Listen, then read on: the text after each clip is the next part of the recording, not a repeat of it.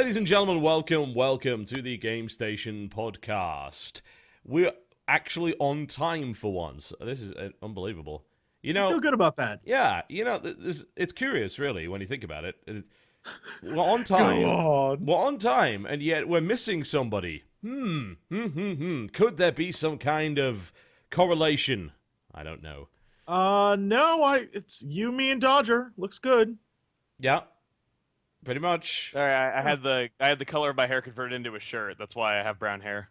Oh, And you also became a man. But you're looking good, Dodger. You look great. You've never looked better, really.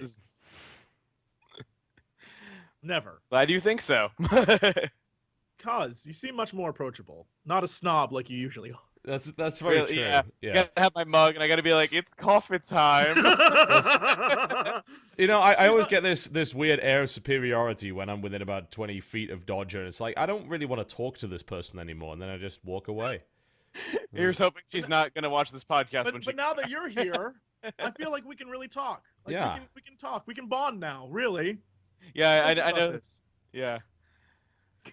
So we're gonna be the two ones that are talking all the time, and TB is just gonna be left in the dust over there. Yeah, I'm just going to sit there, play Devil May Cry, muck about with my new Razer Onza, which supposedly is great until about a week later, and then it breaks or whatever. It looks something like that.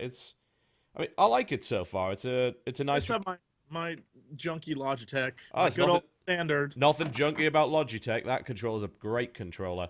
But I thought I'd try it out. I went into Best Buy yesterday, which apparently... Oh, there's your first mistake. Well, it was one of the first ways to celebrate my newfound freedom in America after having finally got my green card and ended all of this immigration nonsense. Congratulations. Welcome. And I just happened to be in... I actually went into Best Buy so that Jen could buy a Vita because she's almost beaten Persona 3. And I What was like, a coincidence! yes, indeed. And I bought it at Best Buy too. Yeah, mine's lying around here somewhere. Oh. The price of Best Buy is actually pretty good. You can... I believe you can get the Call of Duty edition of the Vita, which you wouldn't want it because the Call of Duty game is literally the worst game on the Vita. It's dreadful. I've heard it's really bad. It's the single player is quite literally unplayably awful. But the version comes with like a free memory card, and it costs the same at Best Buy as the normal one. So it's like, well, why not? And she wanted Persona 4 Golden for it because That's why. Sorry, go ahead. that's why pretty much everyone's bought it. That's what you're about to say, right? Well, I got it for that as well as the PlayStation Plus deals this month. I had like some unspent Best Buy gift cards, so I got it cheaper. So I got it cheaper, took advantage of the PlayStation Plus deals this month because both Uncharted and Ninja Gaiden just went on it too. Yeah, so I took advantage of those because I already had PlayStation Plus. So I figured like for that it would be a good deal if I could get it for less than retail and do that. Yeah, I shouldn't sidetrack it like with the story of how I got it, but hey. Oh, it's fine. I mean, we went in there to get that, and we sorted it out. I went in to pick up a copy of Ni no Kuni, and they, of course, being Best Buy, they didn't have any good games. So I decided to just buy it off PSN instead, which was actually fine, because it was $5 cheaper than it would have been with a physical copy. But it is like a 27-gigabyte download as well, which is oh yeah, now I remember why I don't buy Blu-ray games digitally. Yeah, that would explain it. How was that game originally on the DS again? I have no idea. I'm not going to try and figure that one out at all, but I now have that, and I'm probably going to play a little bit of that, honestly, hopefully today, and really start digging into that. My JRPG... Nice. My JRPG this is not a real sentence, try again. My desire to play JRPGs has been rekindled by Persona. Unfortunately, I've ground to a halt on Persona 3 because... It's just, yeah, I will. I'll get to Xenoblade. I'm gonna play that. I'm gonna play that on my PC. Is it really that good? Apparently Yes! it is genuinely Yes! good. Holy shit. Yes! Whoa! I like every one of their brothers like, Ni no Kuni good. I'm like, all right, I'll try that. And now people are like, Xenoblade, just play it, bro. Just play it. I'm like, I don't think So yeah, I'm stuck. And now I gotta play both. I'm very excitable when it comes to Xenoblade. I feel like February is that month where I just am gonna disappear from just reality and play games nonstop. Because I've seen a lot of blogs where people are posting like, I have 12 games I need to catch up on this month. I don't know what happened, but they decided to just dump games on us right now. So yeah, great. there's quite a lot coming our way this month and next month, honestly. So it's a bit ridiculous, but I wanted to enjoy Persona 3, but I feel that because I played Persona 4 Golden, it is quite literally impossible for me to enjoy Persona 3. It's a bit of a step down. It's like how you should always play the earlier entries first if you intend on playing the whole series. Yeah, I'm a dumbass. I am a dumbass for not doing that. Persona 4 Golden just blows Persona 3 out of the water. I'm sorry, it does. It's everything that is in Persona 4 Golden is so much smarter, and I could go on for hours about how they managed to tie character development into dungeon crawling game mechanics in a way that I've never seen before, in the notion that every dungeon is themed to the character, which makes it a hell of a lot more interesting than, oh, it's another block in Tartarus with a slightly different soundtrack. Yeah. Like, God damn it. It's like, do you want to go to Tartarus this evening? No, because it's boring. But if I don't go to Tartarus this evening, I'm going to fall behind because the game is pretty cruel. And it doesn't allow you to restart on the same floor. You have to basically restart back at your checkpoint, which takes bloody ages. I couldn't be arsed. I don't think the character development is good. I like the theme. I like that it's a darker game. And I hope that Persona 5 is a little darker than Persona 4. Because let's be honest, Persona 4 has some dark moments, but it's pretty happy-go-lucky for the most part. Well, I mean, Teddy existing goes without saying. Yeah, until, of course, the thing happens with Teddy, and then it's like, oh, shit, stuff just got dark. But, yeah, that game is phenomenal. I actually just finished watching the anime as well, and it was okay. I was all right. Using all the original voice actors was a very smart thing to do. So, I watched that, and there were some pretty cool moments in there, and it was always cool to get to see all of the bosses. And the way that they envisioned them in the anime style is nice. It was a pretty good series. What I might do with Persona 3 actually is just watch the Persona 3 animation, just so I can get the story. Yeah. Get the story. Oh, yeah. Also listen to the soundtrack. Yeah. Oh, also the anime has a true ending. I shit you not. They made a true ending for the anime. They made it. Yeah. the 100% ending. Yeah, they made the 100% ending for the anime, and it's a separate episode that doesn't actually have an episode number on the Blu-ray, and you can watch. It will end, and then suddenly you watch the next one. It's like, hang on a second. Yeah, so that's pretty cool. I was fairly happy about that, and they did the way that they interpreted the bosses and everything was great. So yeah, I was happy with it. It's probably not worth the cost that it costs on Blu-ray because it's absurdly expensive for what you get, especially considering the episodes are about 25 minutes. But it's still good if you've played the game through. Mm-hmm. I'll check it out after I've already actually played it because I do want to still play Persona 4 Golden. I've watched people play Persona 4 before, like in college and stuff, but I never actually played it myself. Yeah, Golden's pretty nice. There is also a new bad ending for Golden that no one in their right mind would actually take, but it's worth watching on YouTube just to see how ridiculous it is.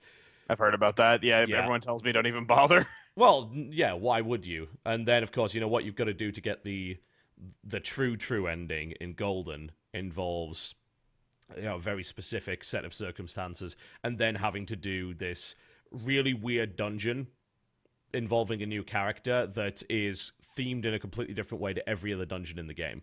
They essentially handicap you throughout the dungeon with a bunch of crazy stuff. So it's pretty fun. I played Pokemon Mystery Dungeons, so I know about being handicapped through dungeons. Oh geez, I didn't even try. I'm not even interested in the regular Pokemon games. You couldn't get me to play a Pokemon roguelike. I'm just no. Mystery Dungeon's different though, but yeah.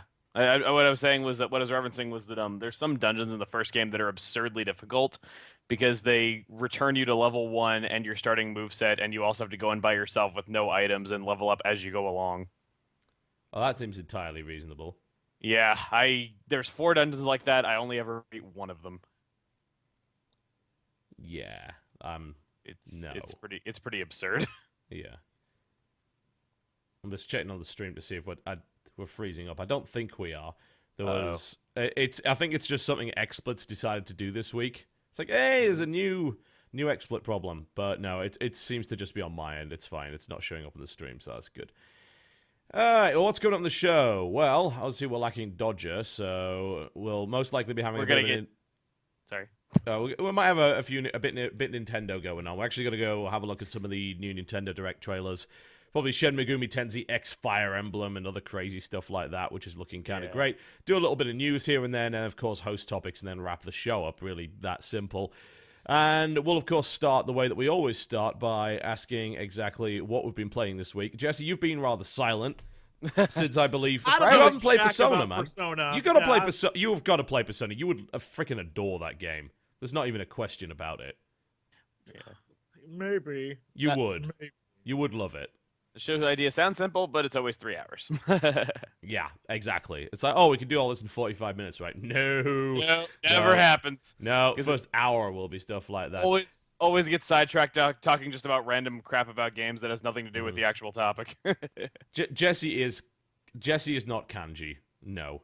Anyone that says Jesse is kanji Tatsumi is a liar. I don't know what any of that means, so it's No. okay. Good. Do I? Oh, Maybe I'm not. Jesse's a hybrid of Yosuke and Teddy.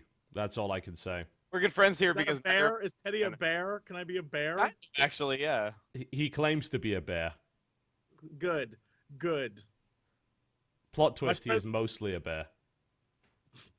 Just like in real life, so we're good. Yeah. Well, I don't know what any of that means, so I'm gonna agree. I'm gonna nod and move on with my life. I don't know anything about Persona at all. Yeah, you'll have to try it out at some point. It is really, really good. All right, well, let's talk about what we've been playing this week. So, Jesse, we will start with you. What have you been up to? What's been on the docket? Even maybe minutes before we went on the air, I was playing Devil May Cry, the new one. Oh, I'm sorry, DMC. Ditto, actually, yeah.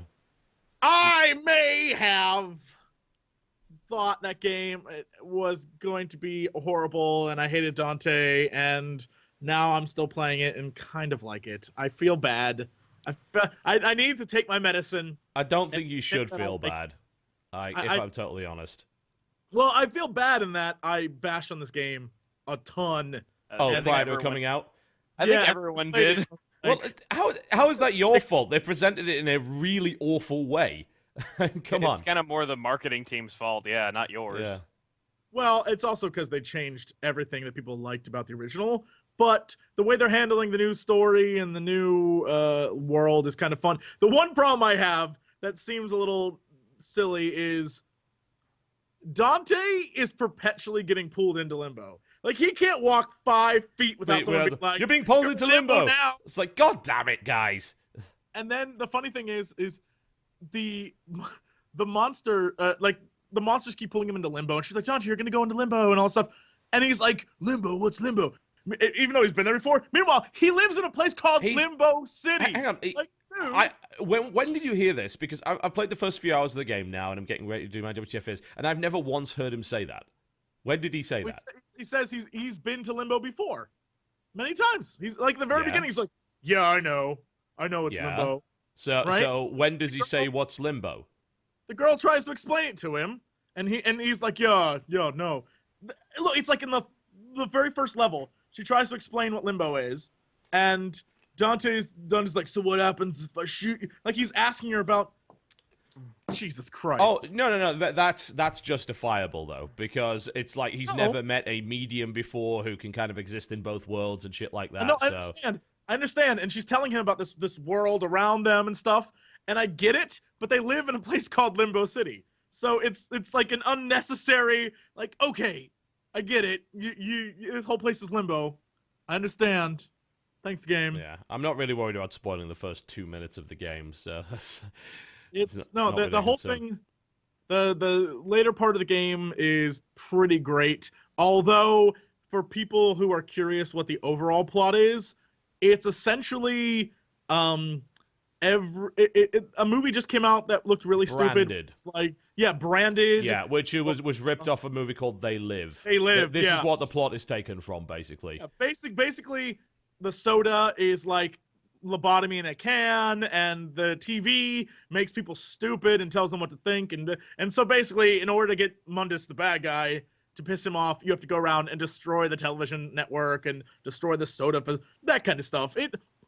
It's a fun game, and the backstory is pretty great in this one, and I don't know, I actually like it. Dante's kind of growing on me, and I don't know if that's a good thing or not, because I still like old Dante, but new Dante's kind of good, I guess. I mean, the problem I've got with new Dante is that he's actually a real character, whereas the old Dante was silly and over the top. Yeah. Yeah, it's funny how people call the new Dante a teenage power fantasy when that's exactly what the old Dante was, and that's fine. But this is the. Sorry, Cherry, go ahead. I was saying you hate him because he's better written. I hate him because he's written. Yeah, you hate him because he's written. They actually have character development in this game, whereas none of the previous DMCs really did, which is okay. I don't mind that either. That's fine too. But I don't mind this. I like the fact that the voice actors are pretty good and the lines aren't disgustingly terrible and things like that. They're not disgusting. Oh, come the fuck on. Like, compared to the rest of the DMC games, the lines are not terrible at all. Okay. They really aren't. Like, some of the writing is actually acceptable, whereas in the previous games, they clearly were not. I thought you were saying that, like, that it was, like, acceptable and everything. I'm like, well, by Devil May Cry standards, it's pretty normal, but I misunderstood what you were saying. Yeah, I mean, it has. I miss the sort of beginning of the original Devil May Cry where he's just like sitting in his like detective agency place and he's like, "Hey, I'm a freaking badass." The new one, they threw it some bones. I like how, you start the game and you're in a trailer and you are just bare ass naked and you have a pizza for a penis, which is pretty amazing. That was hilarious. And I was like, that might have been the moment that I was like, well, I'm sold. Gets dress balls getting launched through the air. Yeah, that's like, okay. Yeah, and that's DMC in a nutshell, right? That stupid shit is DMC in a nutshell, and there are moments like that. There's not enough of them, I think. But again, this is not Capcom's Devil May Cry. It's Ninja Theory's Devil May Cry, and I think what I'm probably going to end up saying in the video once I get to that point is, look. The game in and of itself is pretty damn great. The presentation is fantastic. I am literally wowed by the level design. The way that they present Limbo is nothing short of phenomenal. It looks great. You can say whatever you want about, oh, well, there's overuse of orange and blue. There's a reason why people use the orange and blue contrast, because it looks awesome and everyone likes it. But the Limbo design is incredibly creative, really, really cool. And you can say what you want about the combat system, but the combat system works fine within the context of the game. Compared to previous Devil May Cries, when people were doing the crazy true skill tournaments and things like that, and they were maintaining triple S rank combos in the most horrendous and crazy circumstances, then yeah, I can see why you would, as a Devil May Cry veteran, not like this game. As someone that played every Devil May Cry game until I hit some stupid puzzle and or platforming section, then quit because it was awful, I am enjoying the new Devil May Cry because it doesn't have any of that. Have you done any of the oh boy, I'm trying to think of what those are called. They're the ones behind the angel gates, I guess you would call that. The one where you use the angel sight. Yeah. What the hookshot stuff or no, like the bonus event. Oh, the bonus stuff. Yeah, the challenge rooms. Yeah, I haven't run into one of those. Some of those yet. Are exactly what you're talking about. Oh, really? Like, but they're optional, right? Yeah, they're completely optional. All right, well that's fine then. I'll just fucking ignore them. That I'm like, some of them are just kill so many monsters in so many seconds, and some are a race against time where it's you run through, you have to do the hook shot stuff, and some are it's a puzzle, you have a minute to figure it out, go. And I'm like, no, well, not a minute. This is smart though. This is like, oh, they've put it as an optional part of the game, and instead of forcing you to do it, great. That sounds fantastic. I just won't do it, and I don't mind the hook shot platforming stuff because it's actually pretty good. It's compared to previous platforming and previous DMC games, which was awful. I mean, it was fighting the camera more so than anything else. That's much, much better. You know what it reminds me of? I actually was thinking about this, because you're right. It doesn't. The last Dante's Inferno. I may be wrong about this. But you just said the last Dante's Inferno, by the way. I know. Well, that's what I was thinking about Dante's Inferno. But awful game. I was gonna say the last Devil May Cry that I had played was 2. And so I have not played. Well, 2 is probably the worst one they ever made. So yeah. And so I was like, I'm done. 2 is bad. And so when it comes to gameplay mechanics, I'm not sure if they switched it up in the later games, but this game reminds me a little bit more of Dante's Inferno than it does the original Devil May Cry series. Like gameplay wise, with the switching of the weapons and the hooks and all that stuff. I feel a little bit more of that than I did way back when, because your guns, Ebony and Ivory, I love you, ladies, but I really do not use them that much in this game. Yeah. And I know you're supposed to, but it's unnecessary. Well, you're not really supposed to, though, because honestly, like, maintaining your combo in this game is far, far easier than any of the previous DMCs. So you don't need to link up with Ebony and Ivory to make that work. You know, I'm getting comments on Twitter from the usual Devil May Cry fanboys, and these are the kind of people that I'm no doubt going to piss off in my videos. Like, I literally do not care about the other DMC games, because every time I played them, I'm like, this has got really good combat, and then I ran into some stupid-ass design decision that made me hate the game. It's like, you are an idiot if you shove shitty platforming and shitty puzzlers into a spectacle fighter. This is the same problem I've got with fucking God of War. Just stop it. Really. If you can't pace your game properly and make it interesting enough where the combat is enough to carry the game, you're doing it wrong. And you need to talk to fucking Platinum about how to do that properly.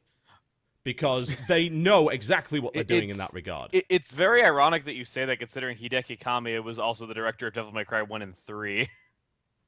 Yep. The thing, when it comes to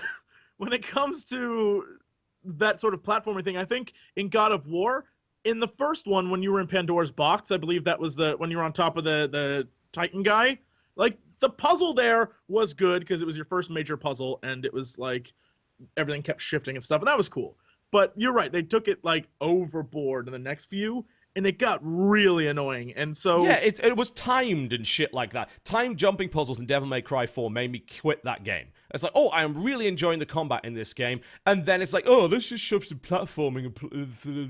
It's like, shut up, stop it. Like, if you don't have enough confidence in your combat engine and your enemy variety and your arena and environment variety, then you are not doing it right. And there are games that have done it right, and pretty much all of them are by Platinum or Clover, right? You got God Hand, you've got Bayonetta, and you've got Vanquish that all did that really right. They felt no fucking need whatsoever for stupid puzzles to pad out the game.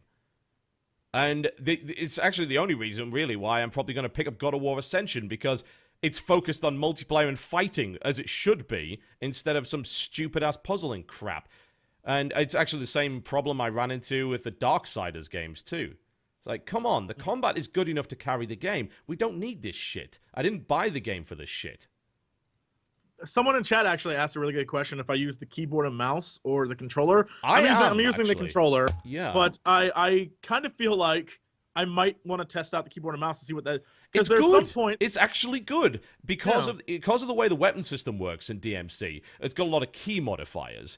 It's much, much better on keyboard because you have separate keys for everything. Having Q and E as a modifier for essentially switching between the first two weapons that you get, the scythe and the big axe thingy, is way better. I really can't remember the names. I like how you and I both... I'm pretty sure one of them's a Cyrus. I think the kind of scythe is a Cyrus. I can't remember what the other one is. But the other one's like big red axe. Big axe that I use to smash people with shields. Yeah, I know, pretty much.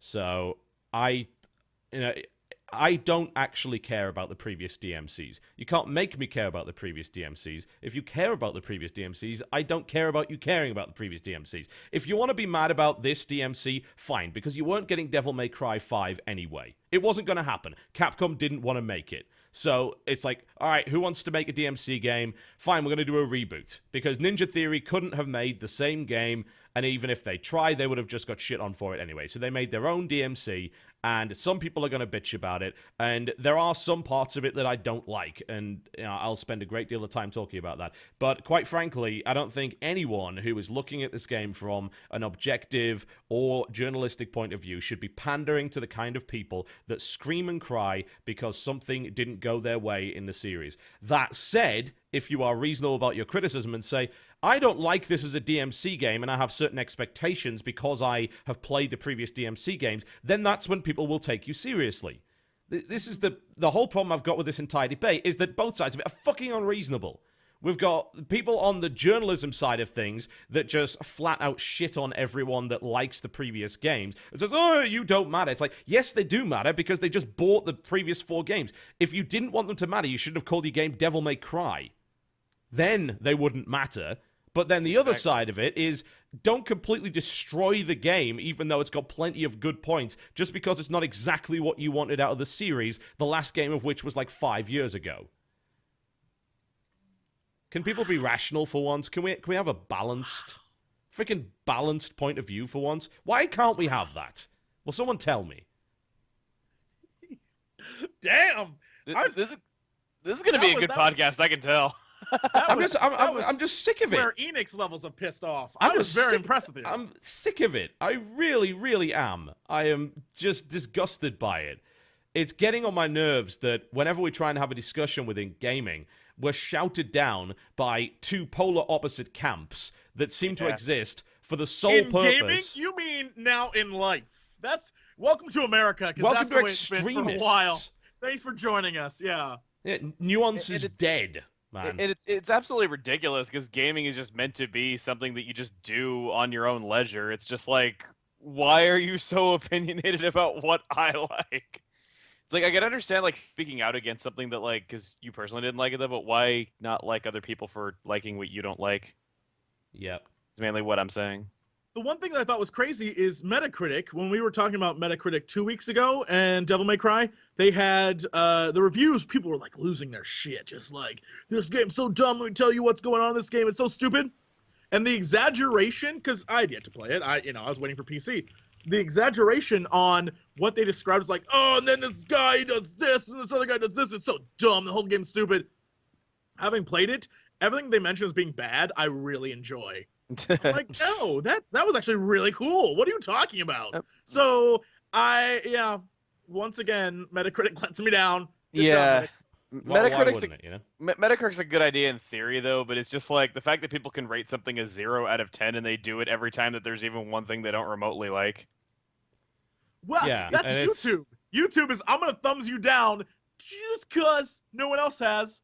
Yeah, recommend. By the way, I've got people bitching about freezing on the stream. Change to 720p, not 720p plus. Apparently, the uncut feed is having some problems. It's probably something to do with the transcoding. So switch over to 720p plus, or 720p instead of 720p plus, and things will probably be fine. If you're watching a lot on YouTube, of course, there's no problem. I hope. I'm just nodding because I have no idea what's going on. Yeah, it's bullshit technical stuff, but it's I want people to be reasonable about it. I think that it's okay to dislike the new DMC. It's not okay to slam it as a game because it's actually a pretty good one. And it's not great, but it's good. Yeah, and some people compared it to me hating Max Payne 3. It's like, oh, well, you hated Max Payne 3 for the same kind of reason. Like, no, I hated Max Payne 3 because I had 4 hours of unskippable cutscenes in it. And the fact that they had just changed the level design to the point where it was little more than a line. And you can talk about level design in DMC, the other games, versus the new one. And the new one is pretty linear, but it's got a lot of hidden stuff in it, which I very much like. And the way that it's designed is always interesting and entertaining, because you never know what the terrain's going to do. The terrain suddenly shifts around all the time. You see all sorts of crazy stuff. It looks incredible. I'll take that over the goddamn tower in Devil May Cry 3 any day of the week. I mean... the DMC3 tower is like Tartarus and just how dull it was. Like, oh, it's another floor of bullshit. Great. It's not what I like. Those awful little, like, jester marionette guys, screw them. Screw them. Yeah, they need to die horribly. Although this time now we have chainsaw guys. Screw them. Screw your chainsaw guys, I have no demons. problem with those at all. I hate those guys. I love those guys because I could beat on them for a while and air juggle them for about 2 minutes. I've got to say, like, the air juggling's a little bit too easy. Like, you can quite literally stay in the air forever as long as there's monsters in the air by just sort of keep comboing. latching onto them and just move around. It's actually stupid. Yeah. But that's what you're playing. You want to see it's the same kind of silliness that I went into the movie Hansel and Gretel Witch Hunters with, that I expected to be nonsense, and I was happy that movie was as silly as it was. So this game's just as good. Yeah. It's, as I say, it's all right, but it's probably a little bit too easy, certainly on default difficulty, but there is also 7 difficulty levels, so I just wish I hate unlockable difficulty levels, I really do. Can we not just have that from the very start? If someone wants to play Dante Must Die from the start, why the hell do they have to beat the game first? That's stupid. Just give it to everyone from the start and let them play whatever. But I'm probably going to up my difficulty level to Nephilim, actually, instead of Devil Hunter, because Devil Hunter, I haven't died once in 2 hours, and it just seems too simple. I'm getting triple S ranks too easily, so I want to ramp that up a bit. That my favorite is getting like triple S ×5. It's like, what? I don't even know how I got that. It's just flying around being a dick through the air. It's funny, the bosses, you can get such a high score killing bosses. And I'm like, this doesn't seem right to me. So you're right. The easy modes are super. Yeah. Well, the thing is that it seems like the way that the combo system works is it's more linked to just pure damage than anything else. So you don't really have too much of a problem ranking up triple S's by just comboing the big axe and shit like that and all the big damage moves, which is not what the original games were done with. Also, I do miss switching styles. Like, that's something that I really would have liked to have seen in this game, and you don't get that. So I'm like,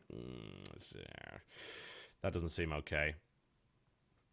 But it's still a decent game, and there's a lot about it I like, and I could honestly, whether it's a Devil May Cry game or not, it doesn't really matter because it's just one gigantic reboot. So I treat it as the start of a new franchise, whole new series, Yeah, because it pretty much is, right? It's essentially the start of a new franchise, so I'm going to judge it on those merits. There's a reason why they didn't call it 5. Yeah, right. Pretty much. Although, and I don't know if I like the trend of rebooting with the same goddamn name, because that's just confusing. Well, to anyone who tries to discover the series like 10 years from now, yeah. Yeah. But there's Tomb Raider coming out, and there isn't a lot of bitching about that being, like, people aren't like, ugh, I can't believe they're redoing Lara Croft. Like, no one says that, which is strange. But it's odd because they've kind of done it twice already. I mean, if you look at I guess you're right. You're right. It's like Tomb Raider 1 through 5, and then the 3 Tomb Raiders, which was what Underworld, Anniversary, and Legend are kind of like a reboot anyway. And they have some fairly significant mechanical differences. And then there's this one, which is interesting because it seems to be more like a survival game than a platformer. Yeah, and I'm fine with it being more Uncharted because I never liked the Tomb Raider franchise because it was too much goddamn 3D platforming in it, and I absolutely hated it. So it seems to be a whole thing about necessary 3D platforming in games. I don't like it. It's something I've never liked. So it kind of makes sense, really. I think that there are probably a lot of people that do like it, but I'm definitely not one of them. And I'm very much a mechanics-focused gamer, and when games have really, really good mechanics, I can look over pretty much everything else. So when I play a game that has amazing combat, and the combat mechanics have got a lot of depth to them, and they're really fluid, and they feel super satisfying, and then I run into, oh, now's time for some platforming, let's see if you can wrestle the camera to make this work, and that suddenly completely ruins the game for me. And there's plenty of games that have done exactly that, which have just annoyed the hell out of me. As long as the mechanics are good, pretty much everything else can be as terrible as it wants for you. Yeah, essentially, yeah. That's just how I am. Yeah. Were you saying that were you saying like that same thing about XCOM, that you really enjoy the mechanics of it though, but it frustrates the hell out of you? So it's kind of like a bit of you enjoy it, but at the same time you're more frustrated than enjoying it. Well, the problem with that game is that the mechanics are broken in places, and you've got elements that don't make any sense. Like the way that the line of sight works in that game is pretty terrible. You go to a place where clearly you shouldn't be able to be shot by, and then a shot goes through 3 walls and hits you and kills you in one shot, and at which point you're just like, fuck this game. And it's still a buggy game, obviously. Because I remember you saying that you played it like the most of it. It wasn't like your top 10 games of 2012, just because you spent so much time being frustrated at it because the mechanics were good in theory, but they just didn't work at times. But they didn't work half the time. Exactly. Yeah. That's the most frustrating part, because you can see a really great game under there, and then every now and again, dumb stuff happens with line of sight, and the fact that you can't even tell, for the most part, where you are in terms of your line of sight. You're trying to move into a position where you can flank them, and it looks like you should be able to because it's all in 3D, and then it's like, no, the game thinks this guy's still in hard cover, and you can't take that move back. And there's no way the game never tells you, it never indicates properly to you. So it's pretty horrible that way. I have problems with that, certainly. Anyway, yeah, that's DMC, so I'll probably have my full opinion on DMC by the weekend, I would think. And it's going to piss some people off, and I'm beyond giving a shit because it's video games. That's a good way of putting it. Pretty much. It's like, you're disappointed by the game you wouldn't have gotten in the first place. All right, whatever. Pretty much. It's just like they were saying you weren't going to get the new game, and you did, so it's just like, something's better than nothing at the very least. Well, to some people it's not. No, it really isn't. But I'm just more of an overly optimistic person, is why I'm saying it. I'm definitely not that. But I think that the best way to look at it is that this is not Devil May Cry, it's DMC, and DMC is Holy crap. it's a reimagining of the same character. What the hell just happened? Hold on a minute. I can actually hear it. Hold on a minute. There's a tornado coming. Yeah, for those who don't know, Chuggaaconroy currently has a tornado warning where he's living.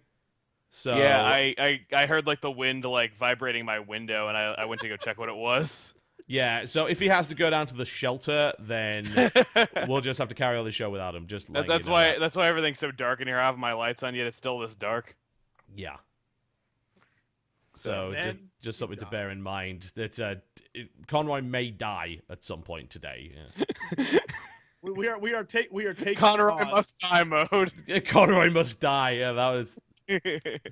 You die in one hit from the tornado, but the tornado takes full damage. So. Yeah, so you go out like a boss. We'll honor you. I gotta get my battle axe to fight the tornado with. Because tornado's carrying a shield. I have also been playing this nonsense game. I don't know if you can see it. It's basically phone gaming. Zookeeper Battle. It is a horrible. Last week. It is a horrible waste of time. I can't stop playing it. I can't stop. It's basically you have a little character. My guy's name is Stinky Pete. He's a hippo. Hippo's the most dangerous. And you play versus other people, and the way you fight is with Bejeweled, basically. Okay. And you just do the thing, and then you get the defense. Hippos and elephants, I think, are defense, and then all the other animals are offense. And you sort of make a super... You fight, and you have a defense and offensive score, and then the two animals beat the crap out of each other, and then one wins. And I wonder if there's any game that won't work with a Bejeweled mechanic. It's so good. The problem is that there's so many levels of like just BS on it. Like, hey, we have 12 contests going right now. You should enter them. Like, no, I will not. So yeah, it's really, really fun. It is, but so time consuming. Time disappears. And when stuff is rendering, that's what I'm playing. I'm like, bloop, bloop, bloop, bloop, bloop. And I'm kind of good at it. So except if you lose a lot of points. But that's it. That's what I've been playing. That and Devil May Cry and I played a game called Legend of Dungeon. That game's fun. Why have I heard of that? What's it on? It was on Kickstarter, and it was a Kickstarter that was originally they wanted $5,000 for, and they got $33,000. And it is a husband and wife team called Robot Loves Kitty, and it's basically like cheesy pixels, but 3D style with awesome lighting effects. Okay. And it's a roguelike dungeon crawler, right, where if you die, the whole thing restarts. If you get stuck, you have to reset. It's kind of like FTL of dungeon crawling. And everything in it is so much fun. And the stuff you can find different hats. Like I found a duck hat. I found a giant hammer, so it's me with a duck hat and a giant hammer. If you go into the bathroom in the bar, you can come out as different characters. So if you go in as a man, you can come out the women's room as a woman character and take over as the woman. There's like different stuff. So if you go in the bathroom, you keep coming out. You can come out as like a white guy, a black guy, like a zombie, like a vampire, like all these different characters. And there's a little tiny dwarf who just drinks, and he walks around the bar, and you can attack him, and he's like, "Hey, what are you doing?" And there's wizard, but the game itself has amazing, silly like characters and all stuff. But the coolest thing, I was playing with Josh the other day, and Josh Mattingly, and we found a can of spray paint. We're like, what the hell? Why is there a can of spray paint? You can spray the walls, you can spray each other. We're just goofing around, and it hit us. It's so you can figure out where you've been. So you can tag doors, you can tag walls and make arrows and say like, go this way. So if you enter the dungeon, you'll never get lost again. We're like, that is freaking genius. It's a really amazing game. And so I think it's on Greenlight right now. It was kickstarted. It's on Greenlight, and I think Desura, maybe it might be on there too. I don't know. Yeah, if it's on Greenlight, chances are it's on Desura. Yeah, I'm gonna check that out because I do remember really what you're talking about now. I don't think I kickstarted this, but it does look great. It's yet another pixel art game, which I'm literally getting sick of, but it seems like in motion it would look a lot better than it does otherwise. So it's really hard to explain because it looks the images, and I don't know. I'll tell you why I didn't kickstart it because it looked to me like you just said, just pixel game. I was like, all right, whatever. But when you actually play it, it's the 3D mechanics and the lighting mechanics and the way the game works, like the I guess physics is what you would call it, is pretty stellar. And the fact that a husband and wife made this in basically their free time, I was blown away. I was like, whoa, okay, this is great. I can see it if it gets on Steam as being the next Let's Play thing people will do, just because it's so random and so silly and ends up being hilarious. There's this goblin that is this little tiny character sprite that's hilarious looking, and he's like gobble the goblin, and he runs around and tries to attack you. I found like a Lich King, and he summoned like 1 million skeletons. When you hit them, they explode into bones, and the whole room's covered with bones. There's a lot of fun stuff in that game. I expect it to do really well. I'll check it out. That looks fun. Yeah. Definitely looks fun. All right. Well, Chugga, what have you been playing this week? What's been going on? Hi, Chugga. How are you? Yeah, you're still here. Yeah. Hi, guys. I don't believe we've met. You're not dead yet. That's a start. I'm not dead. He keeps looking over towards the window. I'm like, yeah, I keep looking towards the window because I keep hearing like the wind like making it shake though. So I'm just like, I kind of want to like open my blinds, but I don't know. Okay, so earlier in the show, I obviously said that I got a Vita. I've been mostly playing. I played a little tiny bit of Gravity Rush. I want to play like more of it. I've been playing. Right. I actually played like a lot of Katamari, if you can believe that. That's kind of what I've been playing the most. Katamari. I like the mechanics, like how you can like stretch the Katamari out, like you can make yourself taller, you can make yourself wider, stuff like that. Like it adds a lot more to Katamari than I wouldn't. It was odd because a lot of the time I was saying like, how different is really going to be from the other Katamari games though, but that added a lot more to it than I thought it was going to be. And plus on top of that, you can annoy people with the title of Touch My Katamari just so much. Like I know that like touch puns are nothing new because the DS has been around for so long though, but I mean like Sony's just kind of getting onto that though, so we have like this whole new just barrage of just touching puns.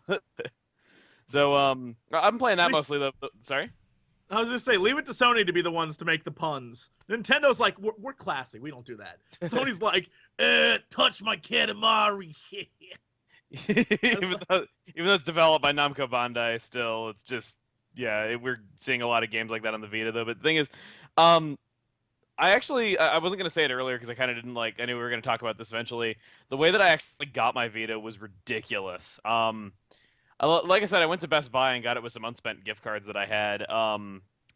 But before that, I had found one that was complete on Amazon. It was pre-owned, been opened like once. It was in good condition. It had a 4 gig memory stick that was coming with it, and I got it for $170 from a reseller. It's all right. Which is good. Mm-hmm. Great price. $170 with a 4 gig memory stick. Because the Vita doesn't include memory. So I was thinking that'd be really, really good. First time ever in my life, my mail got broken into and it got stolen. Wow. Never happened before. I ordered stuff through the mail all the time. Keep in mind that I've ordered monitors, I've ordered like CPUs and stuff like that, and the thing is, they don't, or not CPUs, GPUs, and the thing is, they don't ever put them, like, I've had stuff come where it's like super expensive, and they don't put it in like a brown cardboard box. They just send it like in its original packaging, and like everyone who sees it can tell that it's like, the newest NVIDIA GPU or like this awesome monitor. Heck, I think there was one time I even ordered a TV, and it was in its original packaging, and anyone who ever saw it at the post office could tell, yeah, that's a TV.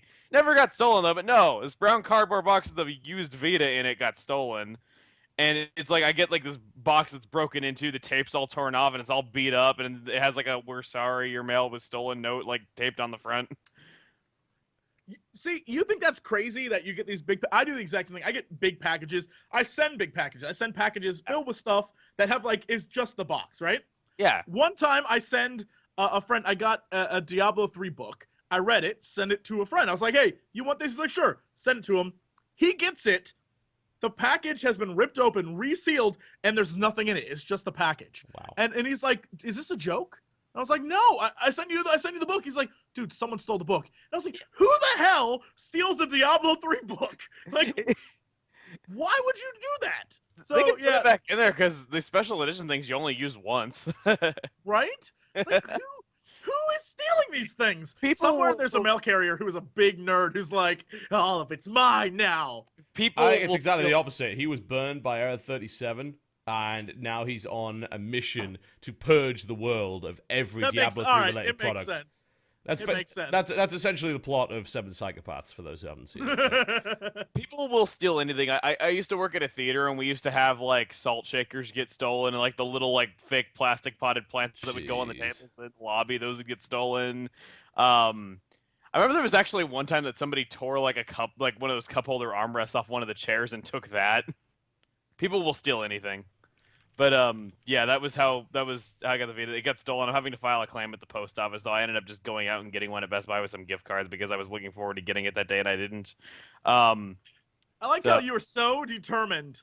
You were just like, you know what? Have you never been in that situation where you're so determined to get something and you literally do something completely unreasonable to make it happen? No, I have Nintendo of America, Wii U, and I was like, hey, I'm gonna play this game Last Story because everyone says it's amazing, and so I buy Last Story, get it after 2 weeks of waiting because they don't make that anymore apparently. Put it in the thing.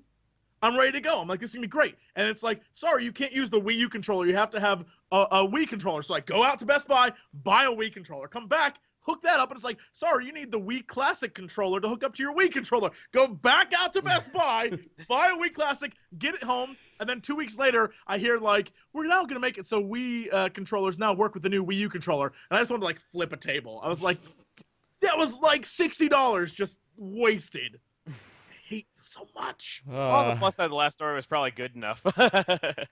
It's actually a really great game. I'm about halfway through it. So I can't judge a game until I beat it, but I hear the ending's amazing. I'm only a couple hours into it, though, but I've enjoyed it. I like how tactical it is and just how much stuff you can do. Like, the fact that you get, like, an overhead view of, like, major battles ahead of time and you get to, like, plan where you're going to, like, put everyone. And, like, the fact that there's vaulting, there's, like, you know, interacting with the walls, Is this an SRPG or is it in real time? It's a little bit of both. Yeah. Like you're moving around in real time and you're vaulting off of stuff and like you're like jumping off of walls and that kind of stuff though. But your attacks kind of go off on a timer, kind of like a turn-based game. Huh. That's interesting. Yeah, it's really a lot of strategy. It's a lot of strategy, planning, and it's terrific though. The story, the music, the visually, it's great. It's definitely. I think it's proclaimed to be like the last Wii game. So it's Pandora's Tower is coming out in like 2 months. I guess that's right. And Pandora's Tower looks kind of cool too. So I don't know. I've heard some talk that like Pandora's Tower will like make you hate meat and make you want to be a vegetarian, which is making me wonder if I want to play it. The fuck? I know I've heard people like say stuff about like it'll make you not want to eat your meat and stuff like that. I'm just like, what? I don't get it though because Europe's had the game for a while and we don't have it yet. If I remember correctly about the plot, isn't this the one where your girlfriend slowly turns into a monster? I don't know actually. I don't know like much about the story though, but I've heard that's like this game will make you want to like stop eating meat. And Does she turn into a kebab? Is that why? She turns into prime rib. I don't know. Someone's asking why is America getting those games so late? Because literally no Americans buy good games on the Wii. That's the main problem. Yeah, the Wii is undersells constantly. You can't. I mean, they had to campaign to get Xenoblade even over there because we're like, no, we're not releasing it because we saw what you did with every other good Wii game, as in you just didn't buy them. Okay, this game, Pandora's Tower, I'm right. This is the one that basically you're trying to save your girlfriend, but at the same time she is progressively becoming more horrific while like tentacles are coming out of her head and stuff like while she's with you, and so it looks like she becomes disgusting, and that might have something to do with it. To be fair about what you're saying though, I don't understand the last. I think that you're right about that for the last story of Pandora's Tower though, but at the same time, I can understand why they were reluctant to bring Xenoblade out here, and I can't say why because it's a spoiler, but the best way that I can put it is that there is something in the game Tentacles? that would there's something. I wish it was that simple. We'd understand it then. We'd be like, oh, it's the Japanese. I can understand them being okay with bringing it out in Europe, but not here because, without saying any spoilers, and I would never dare spoil the story, I will just say there is something in the game story that would piss off religious extremists majorly if the game like was super mainstream. Here's the thing, though. Everyone keeps saying that about the game, but if you look at many Final Fantasy games, a lot of it is like 10, for example, is like religion is a lie is the point of that game. I mean, there's a lot of things that really people just need to get over real quick. It's a story. It's a story. We had this conversation before, didn't we, about when Apple said that this stuff has no place in games, and we said you're just an idiot. You're wrong. Yeah, you're completely wrong. It's good that games are dealing with this. The problem is when they deal with it in a ham-fisted manner, and then it just becomes an embarrassment. It's like, oh, great. Yeah, all of our writers are 13 years old. But, yeah, it's good that that's kind of stuff's happening, especially on the Wii as well, because there were some great games on the Wii, but it was woefully underrepresented in that regard. Yeah, it's kind of a shame though. Like I got a bunch of like Wii games behind me. Like there were great games on Wii. It's just no one bought them. You're right, especially in America, no one bought them. Yeah, so people didn't bother. I remember it was a long time ago when the Dead Space Extraction game came out for it, which is like one of the best light gun games I've had the pleasure to play, and it sold 8,000 copies in its opening week. That is really terrible. Do you have one? Yeah, I don't have Dead Space Extraction though, but I have a game that did worse. This right here. The Klonoa remake. They were saying that they would remake Klonoa 2 for the Wii if this sold well. You want to take a guess at how well this did in its first week? 1,000 copies. 700 copies. What? Wow. Yeah. Oh, Jesus. I was one of those 700 guys. I did what I could to support it. Here's the thing: is the other day, myself and Ian Beckman, a really great machine animator, we were at a GameStop, and we were looking at the Wii section, and all the Wii games look like they were made for 5-year-olds. Like, I was like, no wonder no one took the time to buy Wii stuff, because everything here looks like it was made for a child, and no one, even children, don't want to look like they're buying stuff for children. And we were, and it was, I was like, no wonder this didn't sell well. None of the games, the covers, nothing looked like you would want to buy it. I was like, there are no giant-breasted women with guns on any of these covers. I am offended. And so that's what sells your games. It does. Let's not pretend at all. Boobs and guns sell games. That's how it works. That and helicopters. Helicopters with boobs and guns. Helicopters with boobs. With boobs and guns. My lights just flickered off, so if I go offline, that's why. Okay. No, you're fine. You're fine, because that was just a helicopter with boobs and guns flying by to shoot down the tornado. The amount of awesomeness was so much that it removed the electricity from my house for a split second as it was flying overhead. The tornado also has boobs, by the way, and guns. Portal guns. It shoots portal guns.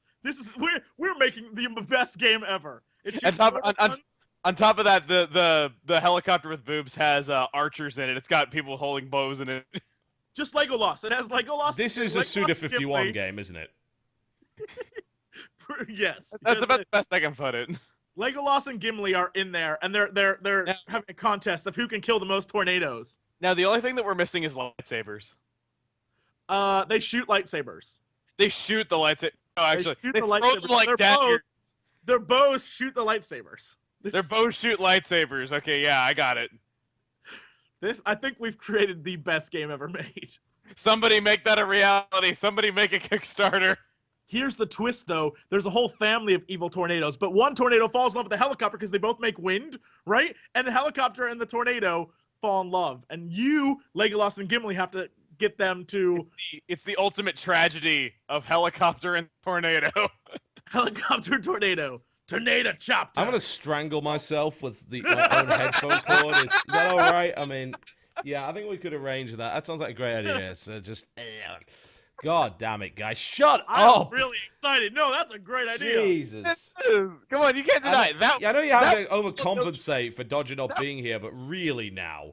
That would outsell Call of Duty, don't lie. Yeah, that's kind of the plot. Existed. People wondering, what we just described is the plot of Black Ops 2, so yeah. Really.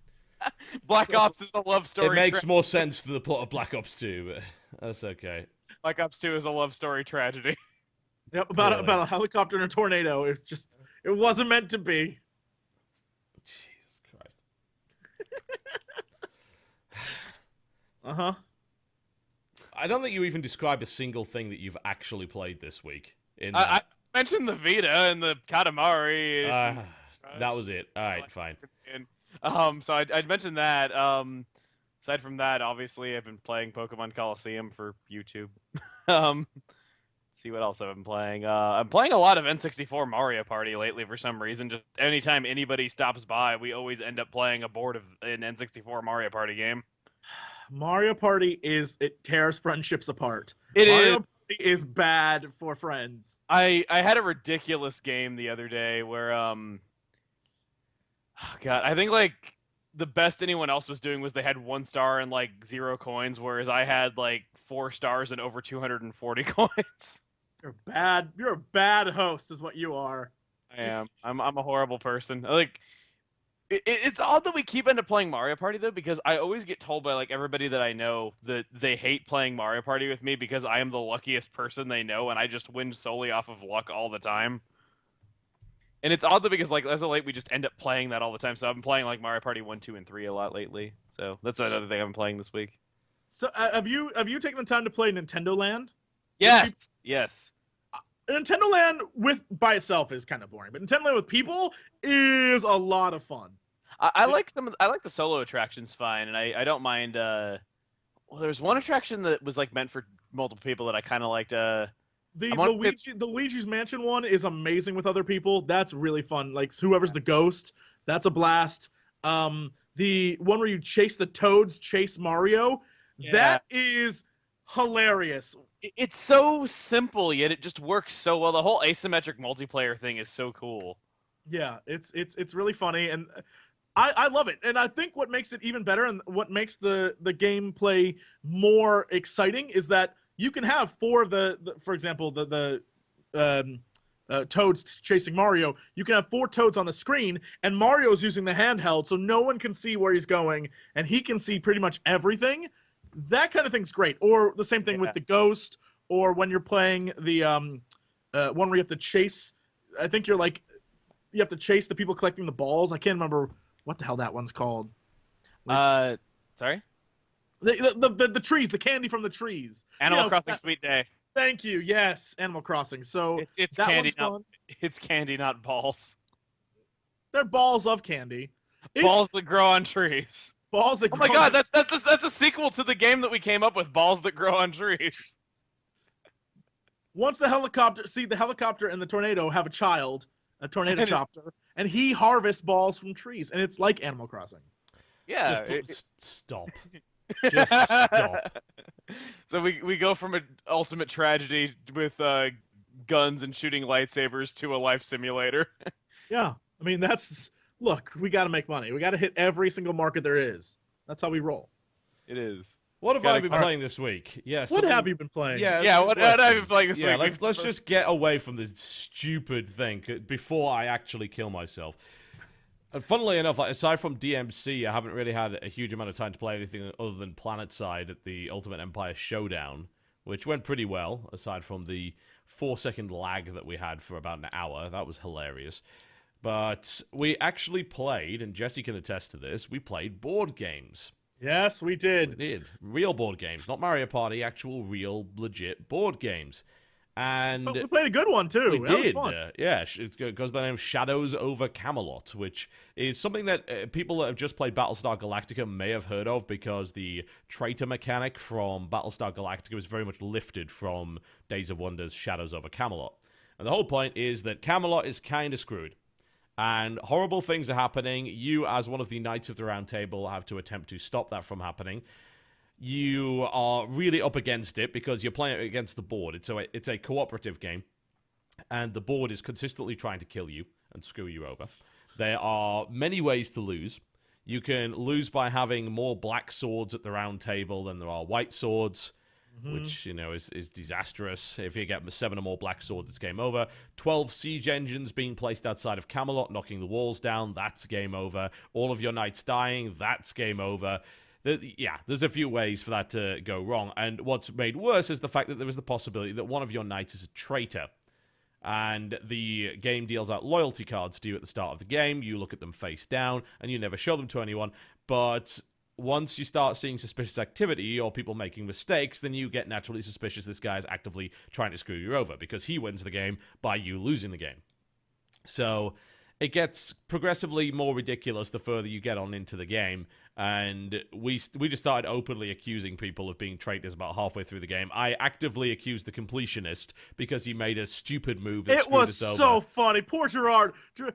TB's like, yeah, I'm going to go here and do this. And I guess Gerard wasn't paying attention, and immediately he does that, and TB's like, whoa! And everyone was like, yeah.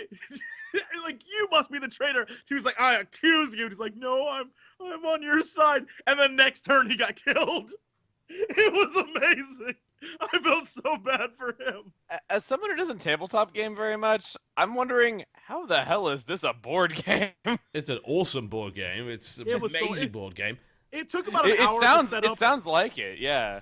It's really fun if you know how to play, and it took us about an hour to set up and figure out the rules. But once we had done that, it was real simple and real easy and really fun. And of course, everyone has their own night, and everyone's doing their thing. Husky, meanwhile, what a traitorous bastard. He played the game straight. Played us. He played the game straight, and he was doing things, and he was moving around the board trying to help people with quests, but it didn't hit us till the very end. He wasn't actually doing anything. He just kept moving around and was like, here, take some cards and do this. But really, he was just setting us up for failure. And from moment one, I was like, Husky's going to be the traitor. I know it. And I just didn't have the balls to call him out because he was doing so good.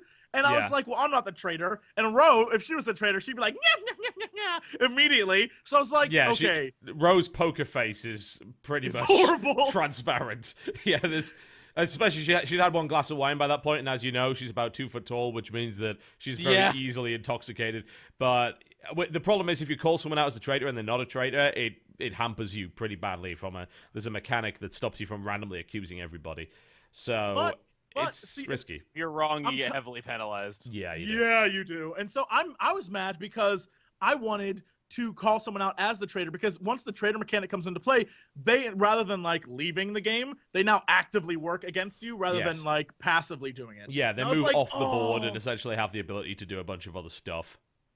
And meanwhile, while all this is going on, you have quests like to fight the Black Knight or to stop the Picts, and I think the Nords. I'm not sure who's coming to you. Yeah, Saxons. And then you have gather the relics, and stuff like the Holy Grail and things like that.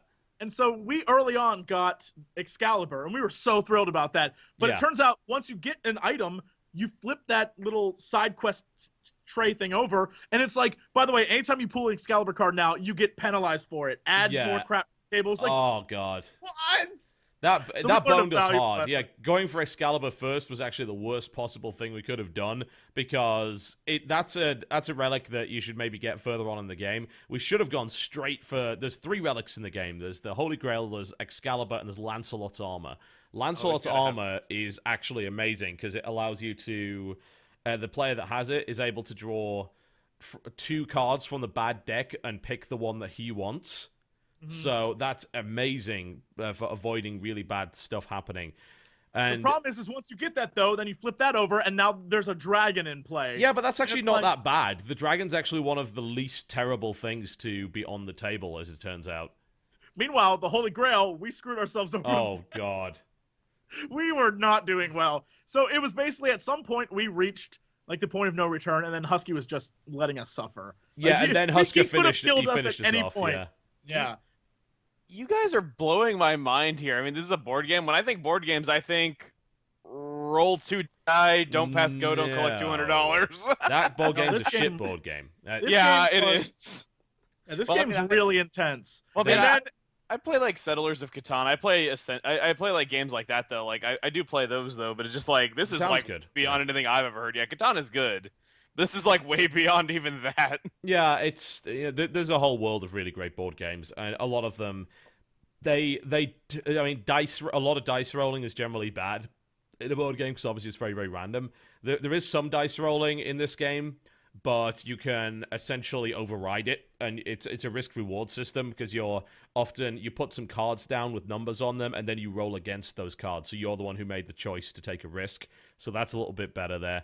There's also like poker in it too. Yeah, where you have to have certain combinations Yeah, combinations of numbers. Yeah, because not having all the high numbers is actually not that good. You need a combo of different numbers and things like that. And there's a card-based system in it. The board is trying to actively kill you, right? And the longer the game goes on, the more likely that is to happen. So every time any player takes a turn, the first thing they have to do is pick one of 3 bad things to happen, which is draw a card from the black deck, which is always bad. Put a siege engine outside of Camelot, which is bad because 12 of those kills you and ends the game, or lose a life point. So you're essentially managing your resources, which are rapidly dwindling, and also taking risks. Like, do I want to draw a black card now? Do I want to take a hit instead of drawing a black card? Because if I draw a black card now, this may cause one of these quests to fail, which means everything goes horribly wrong. It's pretty crazy. It's a great game. It's a lot of fun. And there is actually an expansion out for it, I discovered, so I might look into grabbing that, and we might play that again. Next time in LA, though, we're going to do Battlestar, because I think Battlestar is a better game. And it's, as a result, fantastic fun. Anytime you can betray people openly in a board game is fun. Yeah. Unless it's Husky, in which case, screw him. Screw him. Yeah, there's someone mentioned the Merlin's Company expansion. Yeah, that adds a second traitor card. There can be 2 traitors, just to really screw you over. Terrific. Yeah, it's kind of brutal. I take it you can't play this game with just 2 people. No, it's no. Well, I mean, you could. I guess there's a possibility you could. Yeah, you could play it just as a co-op game. Might not be a traitor. Yeah. You just wouldn't put a traitor card in the deck if you had 2 people, but. Games like that are always better with more people. Always. That's always like my issue with board games. Though, is like all the really good board games, you need more than 2 people to play them, and I can never get more than 2 people together. Yeah. So. It's pretty much the problem with a lot of people in chat are saying like that sounds awesome. It's like, but I know. But I need friends. But I need like 16 and a half people to play this game.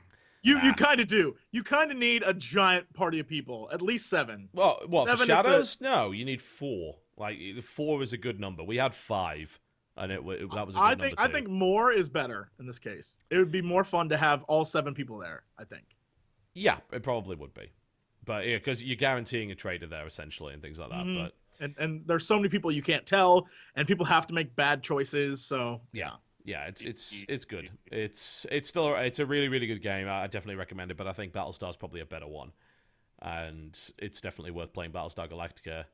And yeah, I played another board game, but we're just I don't want to ramble on for hours and hours about board games. Board games are cool, but the biggest problem, of course, is getting the people together to play them. In where I live right now, I can't really do that. I play board games when I come to LA, and I can play them with you guys, right? So, or when I go to Texas, I play with Angry Joe. But yeah, that's always going to be the biggest problem. There's actually a game on iOS that interests me greatly for this kind of gameplay, and it's called Space Team. And it is a free game, which is pretty awesome. It's legitimately free as well. There's no bullshit. And the whole point is you can only play it with 2 to 4 people on Wi-Fi or Bluetooth. So it's got compatibility between like the iPod, the iPhone, and the iPad. So as long as you've got those devices, you're cool. And essentially, you have to stop your ship from exploding in real time. And you have to do it by... It randomizes different control panels with a bunch of different technobabble and shit. And you've got to like shout at the other guys to stop bad things from happening to your spaceship all in real time. And like you'll fail it a lot though, and the game just keeps restarting. I think didn't you do a video on this? Because I think I saw Space Team? No. No, you're thinking of FTL.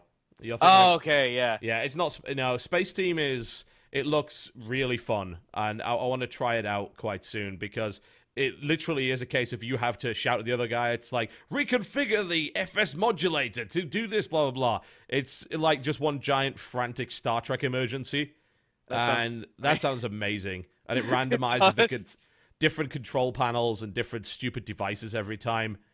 It's like everything is called like the Crob through Nassiter and like the Mega Transmogrifier and stuff like that. Oh yeah, no, I'm looking at it right now. It says like on one of the screens, it's like set shift sanitizer to 1, and then if you look down the thing, there's like the synth cage and the flushy bypass and the shift sanitizer, and then there's the lustrous prism neck, like all these different things. And, progressively more ridiculous technobabble. Yeah, and later on, they don't even have names. It's just images. So while you're talking to people, it has to be like set the foot Cricket in water bat. to 1. Yeah, like the cricket bat is the one they have. Yeah. Yeah, and as I say, they randomize the little control panels on the screen, and you're doing all of that to try and escape this giant supernova, which is trying to kill you, and deal with all sorts of other hazards and things. It is just, it's really cool because it's a game that demands social interaction. Yeah, you have to play with other people, but you all get your own screen to do that. So that seems fantastic. It seems really fun. That sounds amazing. It does. It really does. Yeah. So I I thought I saw you made a video on that, but I was wrong. Yeah. Yeah. I did see your video on event. I did see your video on Monopoly, slightly on subject with the board games. That was funny. Monopoly is a genuinely terrible game.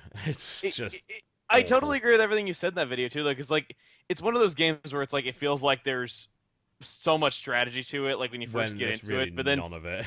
the more you play it, the more you realize there's no strategy. Bollocks. Yeah, it's absolute bollocks. Well, yeah, it's too much dice rolling, and it's that kind of stuff in the board gaming community, as it were, is called Ameritrash. Because a lot of American games involve a lot of dice rolling unnecessarily, and it's the random factor of it takes away from the skill factor. And a lot of the best stuff that's considered the best board games of all time are generally games that don't have a random element to them, or the random element is managed in such a way that you take unnecessary risks and you get punished for it. Whereas there aren't really all that many risks you can take in Monopoly. Now it's, I'm risking rolling doubles. Wait, I have no control of this. Pretty much.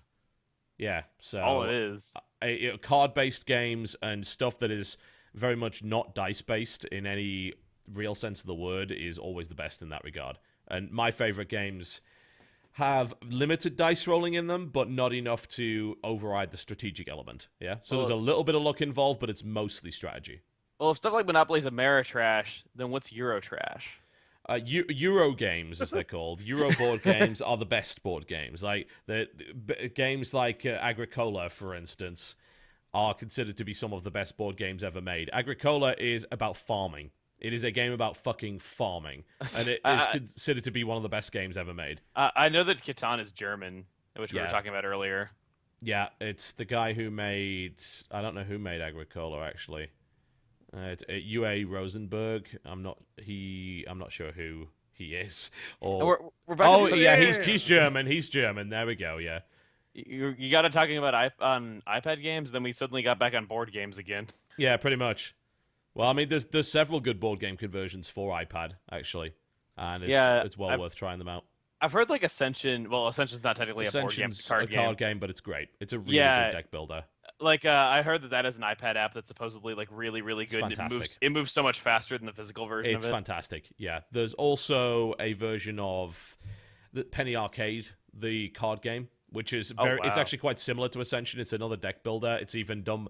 The app's done by the same company, Playdeck, who do really well at that kind of stuff. And that's all right. I don't think it's as good as Ascension, but it's pretty cool. And there's versions of Small World. There's versions of Ticket to Ride, which is considered to be really, really good.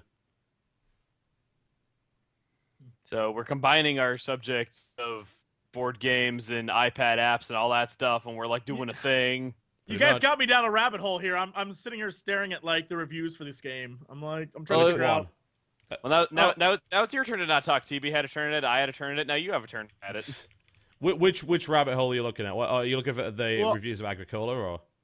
No. So I was going down. No, the iOS games. So I ended up looking at the one we were just talking about, and then I ended up at one called Knights of Pen and Paper. And then Knights of Pen and Paper is actually really fun. That's not a board game at all, but it's still a lot of fun.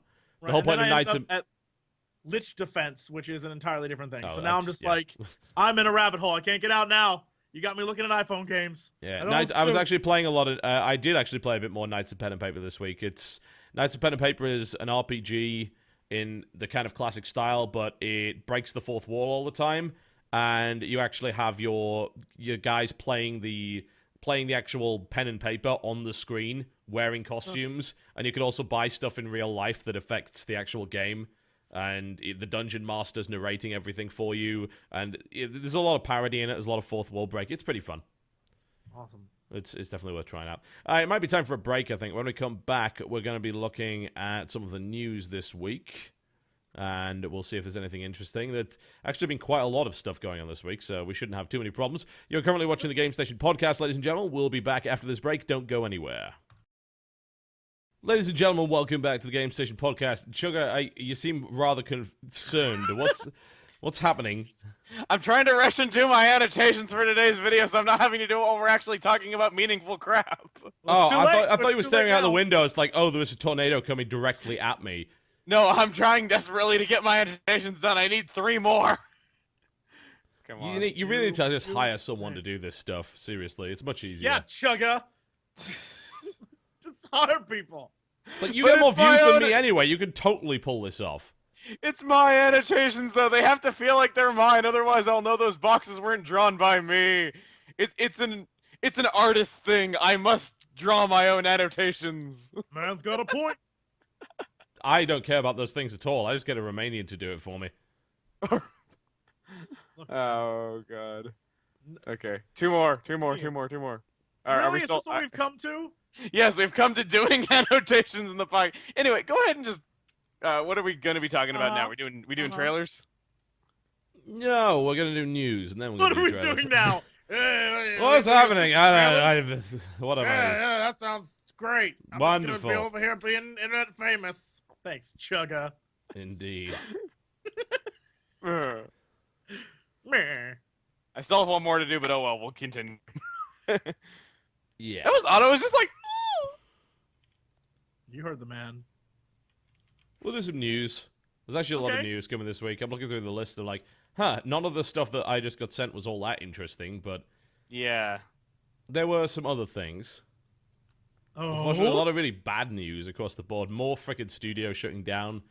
The guys Junction Point, unfortunately. The guys behind Epic Mickey have shut down. Oh, God, it sucks. Which... Here's the thing, though. That does suck, but was anyone really that into Epic Mickey 2? Epic Mickey 2 was not that great, though, No. but Epic Mickey 1 showed definite potential. But then they went with Epic Mickey 2, so the potential was squandered, is what I'm trying to say. Well, Yeah. it's just like, ironically, I've heard that, believe it or not, I've heard that the Wii version of Epic Mickey 2 is actually not bad. It's all the other versions that are terrible. Are you talking about the Wii U version or just the Wii? No, not Wii U version. Wii I was going to say version. the Wii U version is awful. It has really bad frame rate problems and all sorts of I've bullshit. heard Wii U version is awful, PS3 version is awful, 360 version is slightly less awful, and the Wii version I've heard is better than any of them, which is very ironic because you wouldn't expect it to be that way at all. Yeah. Apparently, the one for the DS, which I think is like Power of Illusion, which ended up just being like a version of Castle of Illusion, was actually fantastic. Yeah, I've heard the 3DS one is fantastic. The only problem is that it's short. Yeah. Yeah, like it's very ironic though, but yeah, the 3DS one was like by far the best one. From like out of the 2 that we got recently, I should say. The first one is still king.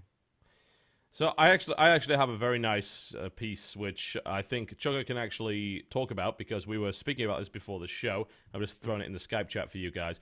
Now, PC Gamer does this whole face-off thing every now and again, where they try and have 2 sides of an argument. Usually, it's okay. Some of it's kind of a bit contrived, because it's obvious the guy doesn't really believe what he's saying. He's just being asked to be a devil's advocate. It's like, oh, God, is it my turn this week? Well, this one really takes the cake in that regard. And they actually literally forced their executive editor. I have to assume there's no way he actually believes any of this, because you don't get to be an executive editor while also being this much of an idiot. And this is on the subject of should... Look at him, though! His face! It's just like... It's just like, okay. There's a bit of a 1,000-yard stare going on right there. It's like, I'm so sorry, guys. I was forced to be the devil's advocate on this one. Even he in his no picture's like, no? Yeah. He's just like, I guess. Yeah, so the article in question, for those of you who don't know, you should be very easily able to find it. It's on PC Gamer, and it's Face-Off. Should single-player games always be playable offline? Yes, says Logan Decker, editor-in-chief and otherwise sensible human being. No, says Evan Larty, alien from outer space and paid employee of EA. But no, actually, executive editor. But I have to say, there's no way he's this dumb. I know a lot of people are reacting really badly to this, but... It's a discussion that I definitely want to do because it lets us go down point by point and essentially demolish it. But there is literally no way this man believes this. It's not possible. I don't think any gamer actually is. I'm sorry, I just started reading it, and I am convinced because even he says at the beginning, like, you win, just kidding. He says you win, just But as Satan's advocate in the matter. Yeah, if you scroll down and actually start reading what he's saying, all of his counterpoints are the stupidest things in the world. I guess he's just trying his hardest because I don't think even he believes it. He can't. Well, of course, there's no defense for this bullshit. That's the thing. No. From the look of it, he's just saying DRM over and over again. It's all about DRM. It has nothing to do with anything else. Yeah, he's like compared to other DRM, it strikes a compromise between developers' interest and the near. Yeah, serial killing's much better than the Holocaust, right? Relatively speaking.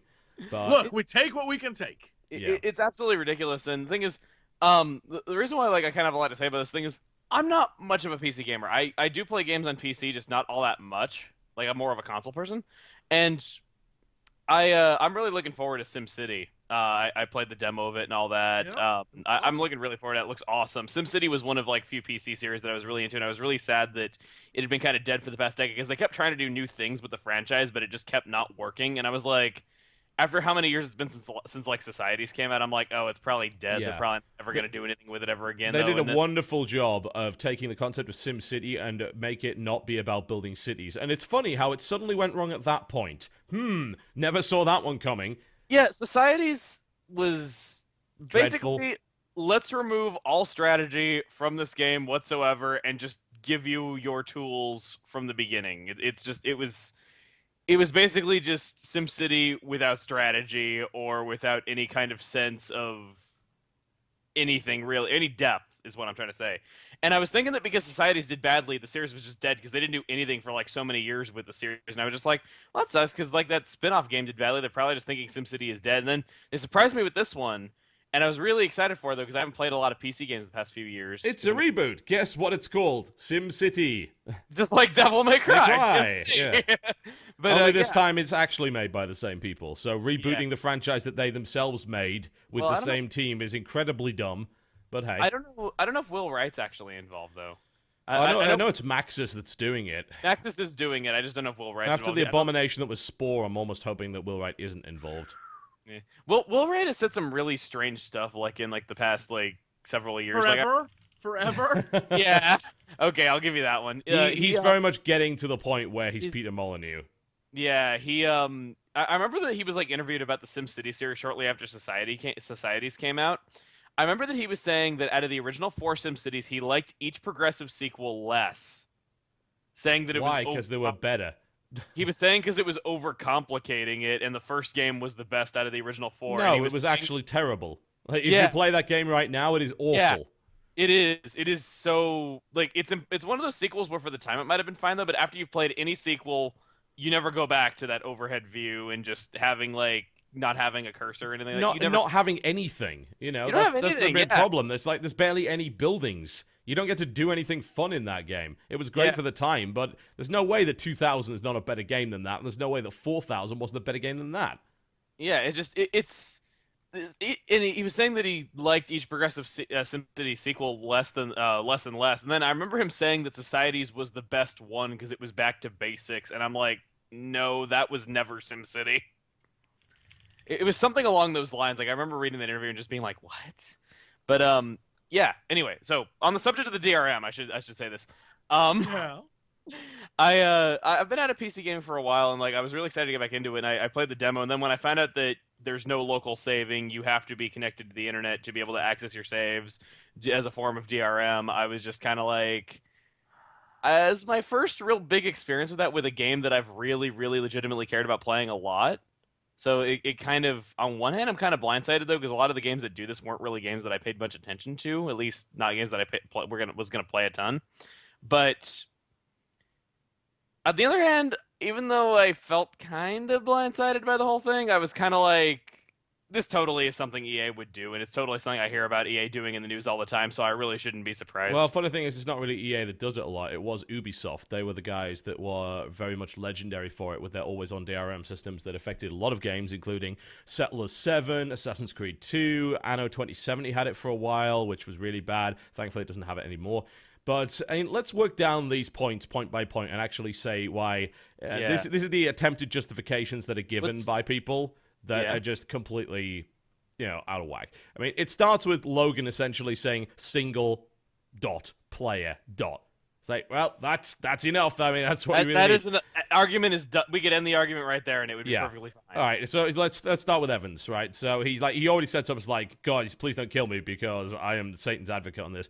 I get that people are philosophically uncomfortable with the idea of having to rely on some distant verification system in order to access what's on their hard drive.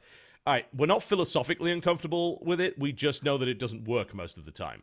We just want to freaking play the stuff that's installed on our computer. Yeah, the launch of Assassin's Creed, the launch of Diablo 3, all of these things prove beyond the shadow of a doubt that it's not about philosophy, it's about the time that doesn't fucking work. And, in concept, I guess you could say it's like calling Ford before you start your car, but in practical, actual terms, the outcry against this as an issue is totally disproportionate to the modest inconvenience it occasionally poses. Error 37 was not a modest inconvenience. Yeah, let's just throw that idea out the window right now. Have you really been wrong by this form of DRM? Yes, consistently. I would actually ask the question, is there anyone that hasn't at some point been fucked by this DRM? I bet there probably isn't. Anyone? Yeah, I can't even say that I haven't. Even with me not being a huge PC gamer, I still experience it. I mean, there's a couple Xbox 360 games that I've played where they're flat out unplayable because the verification service has gone offline since the game was released. So even though I have a physical copy, I can no longer play it, even though it's a physical copy. Yeah. Because they took the verification. Even though my 360 can be connected to the internet, doesn't matter. They took the verification service online. So after a few years of the game being out, boom, can't play it anymore. Yep. So, yeah, I mean, we can throw that out the window right now. I mean, the initial argument that, people aren't really affected by this anyway, and it's just completely overblown is bullshit, and probably everyone who is listening to this that has ever bought a game with that in it has been affected by it at some point. Yeah. And whether or not it's the majority of the time is irrelevant, because you know what never fucks me over like that? A game which doesn't have that feature in it. It's one of those cases where DRM hurts the honest consumer more than it hurts pirates. Mm-hmm. And it's just that, and there is the argument that I understand that they do want to have copy protection. I'm not saying you can't have copy protection. I'm saying that going about it in ways like this, where you have to go through verification every time you turn the game on, it's one of those things where pirates kind of find a way, and it hurts the honest consumer way more than it hurts them. Yeah, and it's unfortunate that we get screwed over, but I understand why they want copy protection. I just don't think this is the way to do it. Yeah, and we'll get onto that in a second because that's going to be one of the next points that's actually made. Yeah. So Logan counters this by saying, yes, actually, there's plenty of time. I've been unable to launch the game on a plane because the Wi-Fi wasn't working, and that's a good example. And a lot of flights in the US now do have Wi-Fi, and I do use it. And you have to pay for it. Yeah, of course you have to pay for it. Why would they give you that for free? But it's all right. So it's it goes on, and Logan says, I'm okay with developers discouraging piracy, but locking me out of my single player game because the dog chewed on the router cable. This is the single best response I ever. This guy's response. Oh, you want to read it then? Go on. Read Evan's response to this. Go on. If you have a router or connectivity issue, you fix it. Wouldn't you want to do that anyway?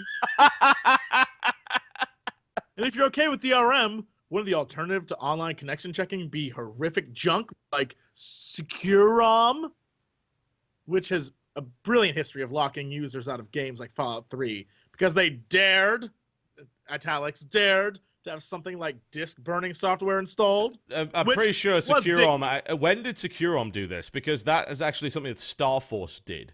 Never mind. That was 5 years ago. What he's basing this on information like articles in 2008 about all sorts of horrible things that ended up happening with SecureROM. It's like, yeah, you're right, but this is a false dichotomy. Yeah, this is. For an editor-in-chief, his debating skills are surprisingly bad because he's already broken out a false dichotomy within the first two paragraphs. I think you're right in that he doesn't believe any of this. But it doesn't matter if he doesn't believe any of it. He sucks at arguing his point. Well, at the same time, though, there's no good point here. That's what I'm saying is, like, of course he sucks at of course he sucks at backing up his point though, because how are you going to back up this point? Even the best editor in the world would not be able to back this up. Well, it is. Well, I think you need to ask any lawyer that about how they would do it. But this is a false dichotomy because, quite frankly, there are other DRM methods that are not either of those things which are better. Steamworks DRM is something that most people don't have a problem with. It's fairly transparent. There are also a number of other DRM methods that are fairly transparent. Initial online activation is something that the vast majority of people don't really mind. I don't mind that. That's okay. It's if I know that I'm going to have to go on a trip or whatever and I'm going to need to activate my game, I activate it before I leave, and it works fine. But there's a difference between activating it once online and having to be consistently online to actually make the game work. Let's see what he goes on. We should be amenable to the idea that asking players to be online while playing might be the least obtrusive solution in some scenarios. No, it isn't, because there's a bunch of other less obtrusive solutions that already exist and have for the last 10 years. Compared to other DRM, he says, it strikes a compromise between developers' interests, the near ubiquity of the internet, and protecting the integrity of features like auction houses or a global commodity exchange. We don't fucking want those things. The auction house was bad. The auction house was used as an excuse to ram in always-on DRM and a way of making additional money out of players. This was a bad feature. I don't know of anyone that likes the auction house in Diablo 3. I've never found a person that said this is a great idea. It's shoehorning in non-single player stuff into a single player experience for the sake of having this. Yeah, it's like, oh, thanks, great, so I have the benefit of being able to pay real money for drops and also completely eliminating any need whatsoever to have the excitement of getting new drops in game because there's 25,000 copies of the item on the auction house for about 3 gold that could have just bought anyway. Not only that, of course, it was like, hey, would you like to buy something for real money here? Like, no, that sounds terrible. And then, of course, added onto all of that, I get lag in a single player game because this thing exists. Yeah. How is this a less obtrusive solution? It is a directly obtrusive solution. It gets in the way. It's less obtrusive in one way and more obtrusive in 10 other ways for every way that it's not. Is basically what it is. Yeah. It's, once again, false dichotomy. Let's not pretend that there are not better forms of DRM out there. And if you want to use DRM, fine, use DRM, but there are other versions of it. No DRM stops piracy. This is a fact. This online-only thing isn't going to either. I'm pretty sure that he actually gets onto this later on. The only thing that would stop piracy is if gaming went entirely cloud computing and the game was never on anybody's drive. Which even then they'd probably figure out a way of doing it. And if gaming went entirely cloud computing, then you get the problems of what OnLive is. That's OnLive. That's terrible. It would have its own problems as well. So it's like that's the only way you're going to stop piracy is if everything was entirely cloud based, which I hate the notion of it. I might add, it's probably where we're going, sadly, but I hate the idea. Because that eliminates modding, it eliminates customization and tweaking. It, of course, once again, relies on the internet connection and someone's hardware that is out of reach of you working. It's like, oh, sorry, our servers are down today. You can't play all your games. That's awful. Or rather can't play any of them if it's a cloud-based service that all your games are within. So it's just flat out, you aren't playing any games today. Yeah, not to mention, it goes even further than the whole you don't own your video games kind of argument. All the way to you definitely don't because it's not even on your goddamn computer. You can't do anything with it. All right, so this goes on, and Logan's like, "Oh yeah, I see what you mean about the Secure ROM boogeyman." Yeah, so Secure ROM was not a great system. It's actually not bad now. There are way worse. Tegas is a worse system. Star Force is a worse system. It goes on about, I'm not sure the access to stable internet connection is ubiquitous as you might think. What about rural communities, laptop gamers in a park? Soldiers abroad. That's the biggest thing. You want to soldiers abroad. They love to play frickin' video games. If you're deployed abroad, which a lot of frickin' people are, then yeah, you don't have reliable regular internet access. So you get fucked on all manner of different things. And compromise on DRM is necessary. So I actually don't think that it is. I really don't, because there's no proof that this stuff works. So, quite frankly, why should we have to compromise on that? There are already services like GOG that are willing to say no DRM. We don't think that this is helpful to anybody. Services that say no DRM is an attractive feature to a lot of gamers that are honest consumers. Yeah. It flat out is, though, because it hurts the honest consumer a lot more than it hurts pirates. So a lot of honest consumers like no DRM as a flaunted feature of a service. Like I've noticed a lot of people like GOG for what you just said. Yeah.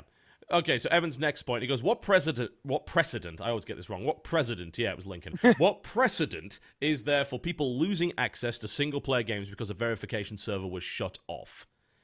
Well, this hasn't happened yet because this has only come in the last couple of years, but it will, because eventually what's going to happen is the SimCity servers will be shut down, yeah? And one of two things is going to happen. Either at that point, they will unlock the game, assuming that that's even possible. If they connect too much into the actual servers themselves, that won't be possible. Or they'll just shut it down like EA has done for all sorts of other games, and you won't be able to play it anymore. And this is EA we're talking about here. Exactly. It's like you might say, well, what precedent is there for single-player game? I can tell you a precedent for multiplayer games. Loads of them. A whole bunch of them. And pretty much any MMO that's ever shut down. It's the same principle. Like I said, I own games like for even consoles, not even PC consoles, where the verification server has been shut down, and this is within the same console generation. It does happen, and this would they would flat out make the game unplayable ever again unless they did something with it, like unlocking it, which is unlikely because, like I said, I've seen games countless times have that happen. Yeah, it goes on. It goes on. This notion that gamers have a fundamental right to play every non-multiplayer game in all corners of the earth at all moments is unrealistic. Why? What? It never used to be. Yeah. 5 years ago it fucking wasn't. Whatever happened to plopping the cartridge into my Game Boy and playing it? No. Chugga, your expectation that you can play Super Mario Land 3 anywhere in the world on your Game Boy is unrealistic. That's an unreasonable thing to do. It's not that we have 35 years of fucking precedent saying that it was realistic. Unrealistic to be able to play any single-player experience anywhere in the world. What? It's unrealistic to be able to play single-player games without an internet connection. Said nobody ever. Pretty much. Yeah, that's complete bullshit. That's a terrible argument. You don't get to talk about precedent and then ignore 35 years of it in the next sentence. It's just no. It goes on like, it brings up the entitlement argument, which I absolutely hate, because that's a horrible fallacy. Paying doesn't entitle us to everything we want. Take the most egregious recent example of online DRM, Diablo 3. PC gamers lambasted its launch issues, but it was the fastest selling PC game ever. That is fucking meaningless. I lambast Justin Bieber, but he sells a lot of copies. Yeah, while you guys were talking, I was researching that specific point. Mm-hmm. He is absolutely right. It sold the most in a day. It sold a ton last year. But with that said, the average play time of someone playing Diablo 3 is less than 5 hours. The real money auction house and the auction house sales have declined by 75% since the initial launch. So no one's even using that service. And basically, people bought it immediately because the name. And a lot of people bought it. And a lot of people bought it because they had the WoW little like special deal and it came for free. Yeah. And other than that, there's very little word of mouth on the game. People might have bought it because they want to see the story or whatever, but most people who played the game, it might have sold 10 million or whatever, but if you ask every one of those 10 million people if they enjoyed the game, I guarantee you 9 out of 10 would say no. Yeah, it's one of those cases where people just bought it because of brand loyalty and they didn't actually stay loyal to it after seeing what it was like. Yeah, and you don't get to keep doing that. That's the thing. You don't get to keep doing that after you've expended. You build up consumer goodwill. It's a currency. Yeah, you build that up over a number of years, and then you throw it all away on something like Diablo 3, and I can guarantee you that people will not trust Blizzard on Diablo again. And all of the drama surrounding it and everything that Jay Wilson did essentially poisoned the brand, and there's an awful lot of people that don't trust them anymore. And just saying, oh, it sold a lot, that's irrelevant. It doesn't matter if it's sold a lot. It's still bad, and it still had a hell of a lot of problems. And that the whole, do we expect to get the best seat in the house on the opening night of Avengers? Oh, I've got a better idea. How about when I buy the Avengers Blu-ray, do I expect the Blu-ray to randomly cut off for no apparent reason just because a bunch of other people are also watching the same Blu-ray? Nice, good point. You don't get to pull the whole movie argument because, once again, it's giant false equivalency. There's a reason why it's difficult to get good seats for an opening night of a live event, because it's a limited capacity physical thing. That doesn't exist in single-player video games. At least it didn't until people started shoehorning it in there. Yeah. And honestly, I'll ask all of you here, if Era 37 only affected multiplayer games in Diablo and wasn't affecting single-player, would you have even given a shit? No, No, and the thing is I don't think most people would, because then you would just play by yourself. And Yeah, then you just play single player. It's like, it's okay. I still get to play the game that I bought on opening night, so I don't mind. And Blizzard, I mean, I understand their defense. I don't think it's acceptable, but I understand their defense where they said, look, we projected selling 5 million this year. We sold 3.5 in 24 hours. We did not know that was going to happen. And like, that's their excuse for why Arrow 37 and all those errors occurred, because they were not prepared for that. However, with that said, it shouldn't have been a problem, because everyone should have been able to play it offline, and it shouldn't have been an issue. The fact that they made it an issue for themselves, they shot themselves in the foot with that one. It was their own damn problem. But I get totally what they're avoidable. saying, but I don't accept it. Like, I understand you. Like, I get your argument. I just don't think it's valid. Yeah, it's just dumb. All right, okay, let's continue going this. I like debunking points, so let's keep going. Skipped over. Yeah, let's keep going. Okay, so Logan responds with some things, you know, it's obvious that they're trying to write this as a choice. Like, yeah, I see your point, even though the point is absolute bullshit. And this is actually why I don't like this article, is because, honestly, this article should have very much shown how stupid the whole thing is, and there's no way that PC Gamer, of all people, should be on the side of this stuff. And Logan should have just gone to town on it and torn this argument to pieces. It shouldn't have been a two-way debate. It should have just been a one-way editorial on the subject, just tearing it apart. Oh, no. If they wanted to do a two-way debate, they should have had it be like, me versus the person in the office we found who would defend it, and it'd be no one. And him just talking, and then defense, and nothing. Go get the guy who made the decision to SimCity. Yeah, go get someone from a publisher that actually uses this stuff. Get someone on the publisher, yeah. Yeah, because that would have actually been a good piece of journalism, right? Even they can't defend it. Well, of course not. They're actually getting legendarily bad at it. Did you read the whole thing about the Dead Space creative director or executive producer defending the fact that the PC port was bare bones by saying that, oh, we don't want one version to be noticeably better than the others because we want everything to be consistent? I was mad about that, yeah. I went to town on that because that was the dumbest thing I've heard this year. Yeah, they just didn't want to spend money. Bare bones equals consistent. Yeah, apparently. You know, we want it to be as shit as the console version because it's consistent. It's not because we're horribly lazy. It's because we want it to be consistent. Yeah, it's like, oh yeah, you'll get 60 FPS and it'll be... I want it to look better than Dead Space 2 does on my PC. Like, I want it to be noticeably better, and that's, you know... But I also have that problem with Devil May Cry 2, where there's, you know, noticeable graphic things where it's like... Really? I haven't encountered a single one yet. The game looks great. Yeah, there's a lot of... the cutscenes... Oh, you're talking about the cutscenes? Right. Well, I mean, the problem is that it's a stupid development practice that needs to be thrown away. The idea that what they do is they pre-record the cutscenes as a video file. That's why you're getting those frame drops. I watched my little DxTory counter. The game for me runs at about 200 FPS, which is more than enough. But when you hit but you still get frame cutscenes, drops, right? But no, you don't. It's only dropping to 30 frames per second in the cutscenes where they pre-record the cutscenes in 30 FPS. That's what I'm saying, yeah. That's not actually a graphical problem. That's just dumb development practice that needs to be tossed out the window. Well, I mean, that's what I'm saying. Like, that annoys me, and I think I'm just gonna be as annoyed in Dead Space 3 if there's stuff that I'm like, I play it on a console if I want to see something look bad. Yeah, exactly. It's like, I wouldn't own a $4,000 gaming PC if I wanted bad-looking games. Right? I want it to look good. That's the point. Yeah.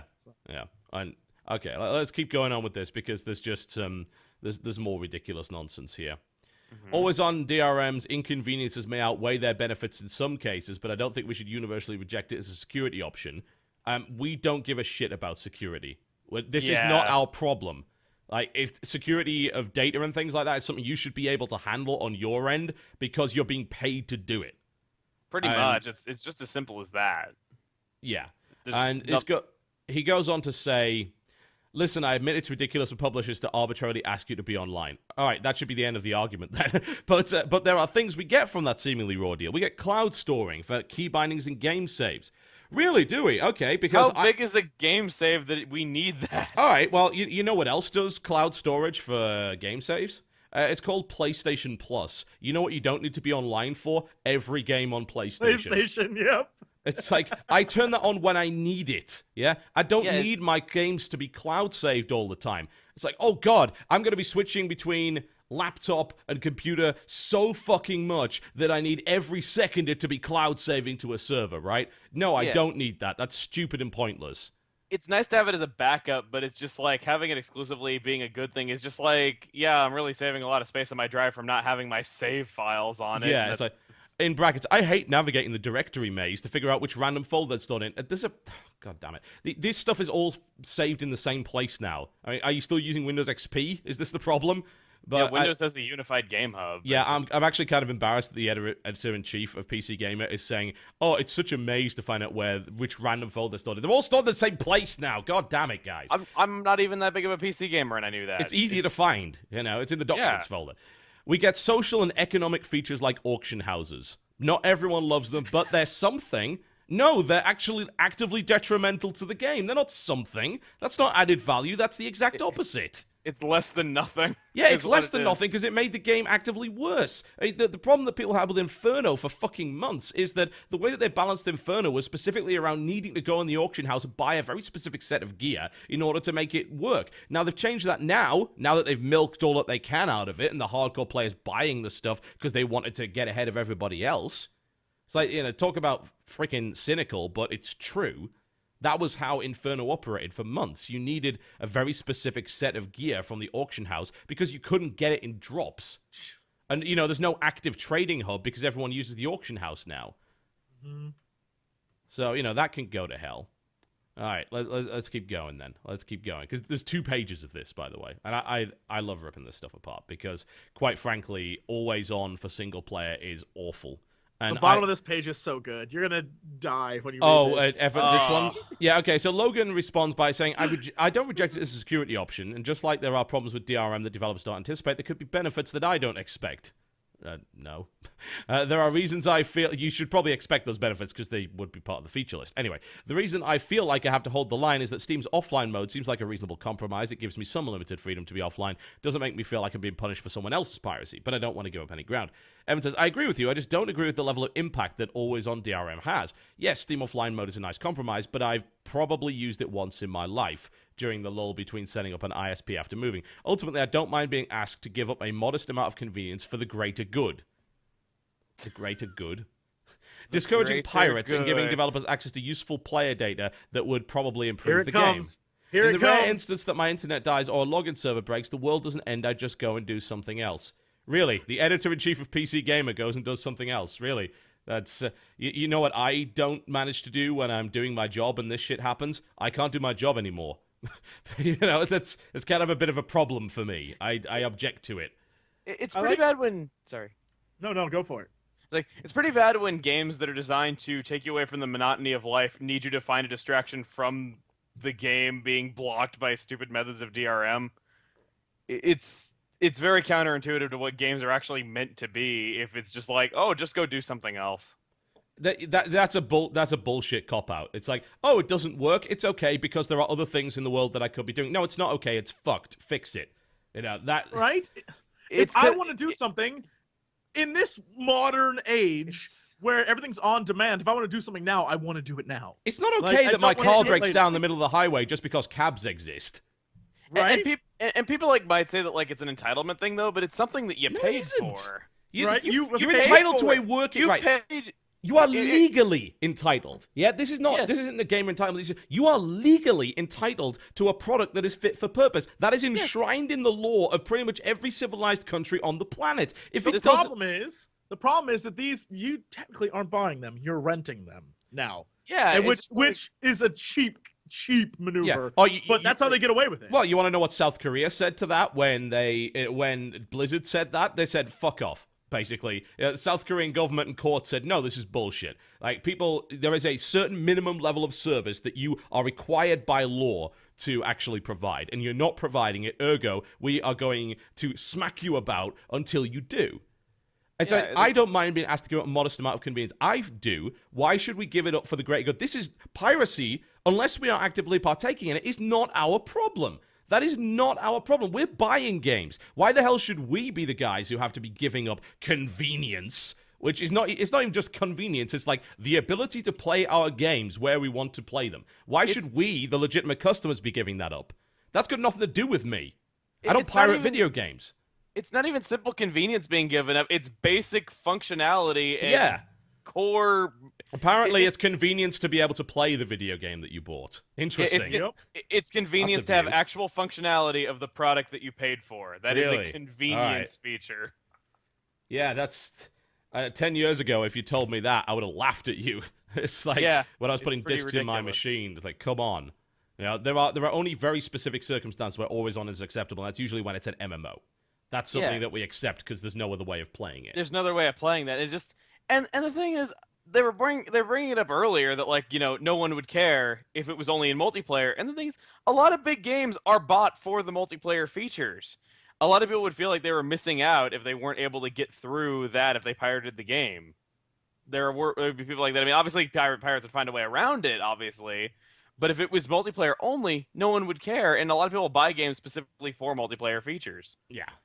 Yeah. There's It's an impossible thing to defend, as page 2 of this pretty much proves, because it's like, should single-player games always be offline? No votes no one, basically. Yeah, pretty much. I know for a fact the guy did clearly not want to argue this point. He didn't do it very well either. If I'm totally honest. I'm a little bit embarrassed by the number of fallacies and false dichotomies and things that are being thrown in to defend it. But I suppose the point is that, you have to use those in order to actually even make the point, because it is so alien. It goes against everything that video games have been for the past 30 plus years. You want to know why people like consoles? Because they don't have to deal with this bullshit. They put a disc in the drive and they play their video games. It's really that simple. They don't have to worry about whether or not the authentication server is going to run today, even though, Chugga, you managed to actually run into a problem like that on consoles. And even consoles are going in that direction. But, I tell you this for a fact. I download a lot of games via PSN for my PlayStation Vita. I even download a lot through the PlayStation Plus service, which is phenomenal, I might add. $5 a month gets me a bunch of free games. They're really, really good. I don't have to pay for them. I just essentially pay this monthly fee, and I get access to all sorts of great stuff. You know what happens when I use one of those digitally downloaded games that are linked to the fact that I am a PlayStation Plus user, which you would think, oh, that's going to be DRM to hell, right? You know what happens when I play that in airplane mode on a plane? It works. You know what happens when I don't have an internet connection? I'll play it. It works. Every bloody time. Every time. Same with PSN and everything I download from that. Evidently, if you're being outdone on the DRM front by a company like Sony, then you are doing it wrong. It's especially ridiculous. I mean, like, anyone who knows anything about Sony knows that they love proprietary stuff. They love locking stuff down. It's just... Yeah. And these are the guys that are patenting DRM to make discs not work on more than one machine. And Sony is better at it. It's just that's ridiculous. That shouldn't be. Yeah. Especially on something as open as PC that's typically very unlocked and open and allows you to do just about anything. Yeah, and you know what happens when people put this stuff into their game? Pirates work around it. Oh, you got a broken version of the game? That's unfortunate, bro. I got mine for free and it works perfectly fine. I can't imagine why you had a problem when you paid $60 for it. I know it's ridiculous though, because the pirates oftentimes have a better experience with these products. They quite literally do a lot of the time. Yes, they do a lot of the time. Yeah. I mean, heck, for a while this probably still even goes on with physical copies of games. I remember back when disc was still a big distribution, like before Steam caught on. There'd be games that were refused to run if you had multiple DVD drives in your computer because it would assume you were trying to copy the game if you didn't unplug it or disable the device. Yeah, all of that sucked. That was all terrible, and we hated it. Obviously, why wouldn't we hate it? Because it's dreadful. But this is not a solution. This is actually worse. We are currently in a situation where we have a DRM system that is acceptable to most people. I still have problems with it every now and again. That's Steam that I'm talking about here, of course. But it's all right, yeah? And I choose to use the Steam service. Unfortunately, there are times when you can't choose not to use the Steam service because increasing number of games using Steam works. But we are already at this point of compromise. This is the compromise that people were most comfortable with. And you can tell that by the sales numbers. So why do we have to compromise anymore? This whole cloud saving crap, this is irrelevant. Steam can cloud save, and you know what happens when I'm offline? It doesn't cloud save, and then it cloud saves when I go back online again. I don't need access to an up-to-date version of my save file on the cloud every 2 seconds. That is an unrealistic thing that literally nobody needs. Not to mention that I could do it with Dropbox anyway. I can already do this stuff. This is not a new thing. cloud-saving key bindings is just that just boggled my mind. And every game that I've ever played that has required this nonsense, this includes games like StarCraft 2, has been plagued by problems. And I can't think of a single good example of any game where this has genuinely benefited it. SimCity will not be the first to do that. And honestly, while I could definitely understand why some people would still want to buy SimCity, I still want to buy SimCity. I am in a situation where the chances are I will not have any problems with it. Yeah. But I'm still going to... This is something you should count against it. If you have even the slightest inkling that this is going to be a problem for you, you should definitely count this against the game heavily when considering whether or not to buy it. Yeah, you have to factor this in. Yeah, because it really is something that you should be... You really should think about it like when thinking about trying to drop money on it, especially because of how much that costs. And on top of that, well, this is opening a whole other can of worms, though. All the day one DLC and digital deluxe version of all that. The deluxe version apparently has a ton of extra content that is not in the main version. Yeah. So basically, if you want the full game, you're paying what, $70, $80? Yeah, instead $70. Of $50. Yeah, the digital deluxe version of SimCity, you can't even build all the buildings without having it. Yeah, it's like what? I think like the bigger fire station and bigger police station aren't even open to you, if I heard correctly. It boggles my mind. There are some companies that are really out to completely ruin video games, and this always-on bullshit is exactly that. It's probably just the bigwigs and investors that don't know much about games in the first place. Not the developers. Yeah. It definitely isn't the developers that should be blamed. It's the publishers and their investors who don't know much about how games should be, really. Yeah. I mean, they got to keep their investors happy, and their investors oftentimes are people that just want to see their money returned and not necessarily see usable products put out into the market. Pretty much. That's pretty much the gist of it, I think. So that was a long debate on DRM and everything. It wasn't so much a debate because we all agree on it. it. Not really debate. It was just one way, just three of us just giving our own angles of it and just trashing it. Yeah, I would quite literally love someone who genuinely believes this stuff to come on the show and debate me, but they won't happen. Because probably that person doesn't exist. If one person exists, should we just throw down the gauntlet and see if anybody would step forward? Oh, please, by all means. Yeah, if one person exists, let's have them on the TGS podcast at some point. You email me and you let me know if you exist when it comes to, I really support online DRM and see all of the benefits that it provides.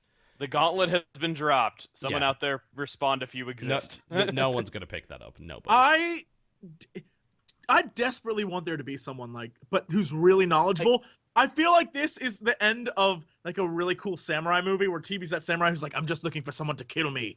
Like, will you be the one? And I want him to show up and be right and be really be a DRM guy who knows what he's talking about. It's like, this is why it's good. And TB just be like, holy shit, you were right. And he just disappears from existence. TB is just speechless. I want that so badly. But it will never happen. It'll never happen. It'll be an amazing moment. It'd be an amazing moment to see someone be like, this is why it's good. And everyone be like, he's right. Like, no, it'd be amazing. It will never happen, but I wish it would, though, because that'd be so fun to watch. Right? It'd be so cool to watch that, though, but it's a shame. It'll never happen, though. But yeah, the gauntlet has been thrown out. If you think you can debate it, email TB. It'll never happen. There's someone else I'd really love to debate is, of course, the Texas Senator. Was it Texas Senator or Tennessee? Oh, my God. I know what you're talking about. You know exactly what I'm talking about. Yes. Tennessee Republican, obviously. Lamar Alexander. Although, to be fair, there's plenty of Democrats that are just as dumb, so, But here we go. Tennessee Republican Lamar Alexander, when talking on MSNBC today, quote, I think video games is a bigger problem than guns. I mean, for one thing, his grammar is dreadful. But secondly, I think video games is a bigger problem than guns because video games affect people. Fuck me, that's amazing. I would laugh if this was not so flagrantly intellectually insulting. Getting shot, that doesn't. Yeah, video games affect people. Maybe you want to go and ask the dead kids at Sandy Hook how much guns affected them. Yeah. And fuck you in the process. You dumb piece of shit. People. Holy crap, that is amazing.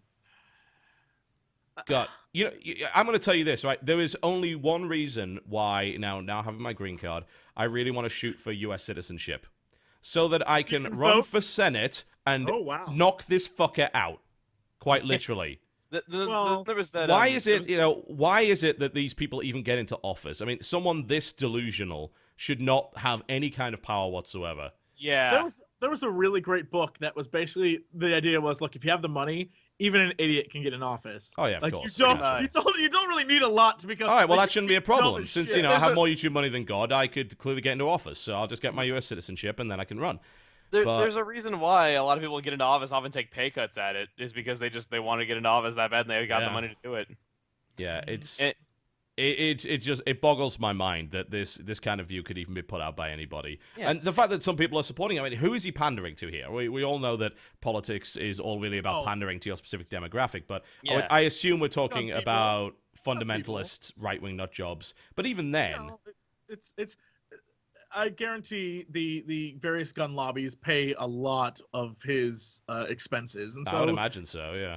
It's pointing fingers, and we talked about this before. It's always point fingers at something else besides what the problem is. And the problem in this case is guns, and the solution is pointed at TV, movies, video games. I don't want to get too political here, but I don't even agree that the problem's guns. The problem is most likely the way that mental health care is handled in this country, because there's always been one thing that has been universally true for all of these people, and that's that they were insane. It's like, well, if there were better detection methods for that and better ways of treating it, then maybe we wouldn't have so many crazy people. You know. And we're talking about gun control on a gaming podcast. That's why I want to move away from it. I really want to. I want to be the hell away from this. But the idea is simple. It's the idea that the discussion should be either about gun control or mental health, not about how video games are causing you to kill someone. Yeah, that. I mean, that's the kind of thing. Video games shouldn't even be on the table. They shouldn't even be being discussed. Blame the people that did it and the people around them for not catching it sooner. Don't blame what they do in their leisure time.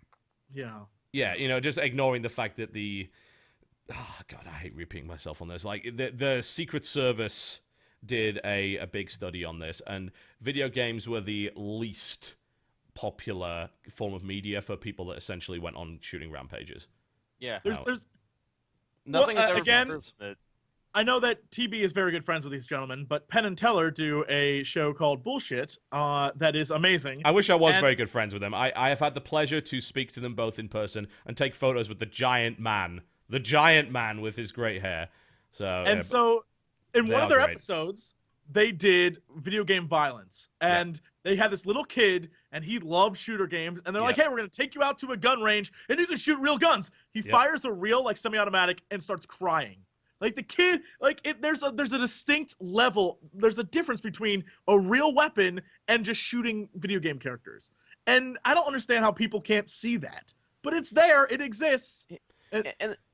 Guns are scary, man. I've fired plenty of guns, and there is a palpable feeling of serious power behind these things. I mean, I went to, when I was in Nevada, actually, I fired 16 different automatic weapons because I felt like it. And it was a lot of fun, but there were a couple of those guns. I think the AK, and I believe it was the M4 when they chambered it with I don't know what kind of ammunition it was. 332 maybe or whatever. It wasn't 9mm. It had a lot more punch to it, but that thing was scary. That thing, you fire that thing, you're like, this is an animal. And that wasn't even, there's stuff like you fire a 44 Magnum, a Deagle, and things like that, and that's even worse. And it is right to respect and fear these weapons because they are actually terrifying pieces of equipment, right? Yeah. And you can go even beyond just the fact there's a huge difference between firing a weapon and firing a video game, though, that you could also argue, no, you don't even argue it, that it's a form of stress relief, is that because you're doing it in a video game, you're a lot less likely to go do it in real life because your stress has been relieved. You have just, been able to just get angry in a video game instead of getting angry in real life. I don't know how true it really is, but it's definitely a form of stress relief. I mean, they've actually done studies about that. Yes. People who play, shooters and violent video games are less stressed than those who do not. Yes, because they relieve their stress and anger through that. That's just what I'm referencing.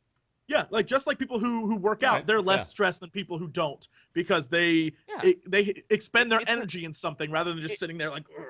It's a stress outlet, and it's a fun stress outlet that that anyone can really enjoy because games are very accessible these days, and it's just.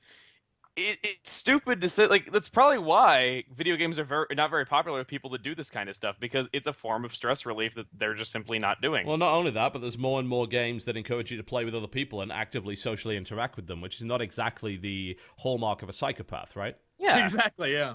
That's Why didn't the DRM guy say that? Yeah, exactly. Yeah. We're putting always on DRM in all games to force psychopaths to interact with other people, which will be a warning sign that they're going to go and kill a bunch of kids in a school. Yeah, there we go. That's actually a better argument than that entire article put together. That's exactly what that is. You got it. We found a way to you basically managed to jam think of the children in there, and that's like a trump card You right can't there. beat that. Can't Yeah. beat think of the children.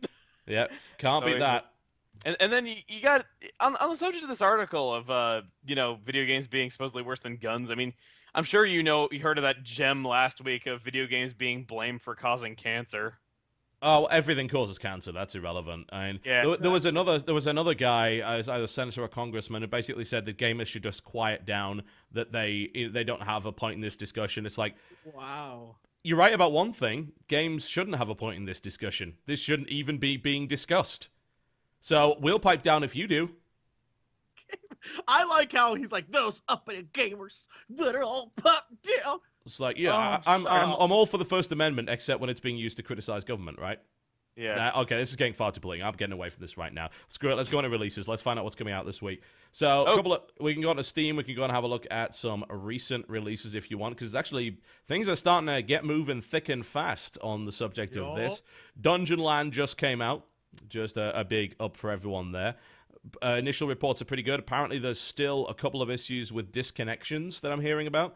So that's something that we experienced in the beta, and it's something you may wish to consider. Wow, there we go. Sorry, my Steam just completely obliterated your cameras there for a second.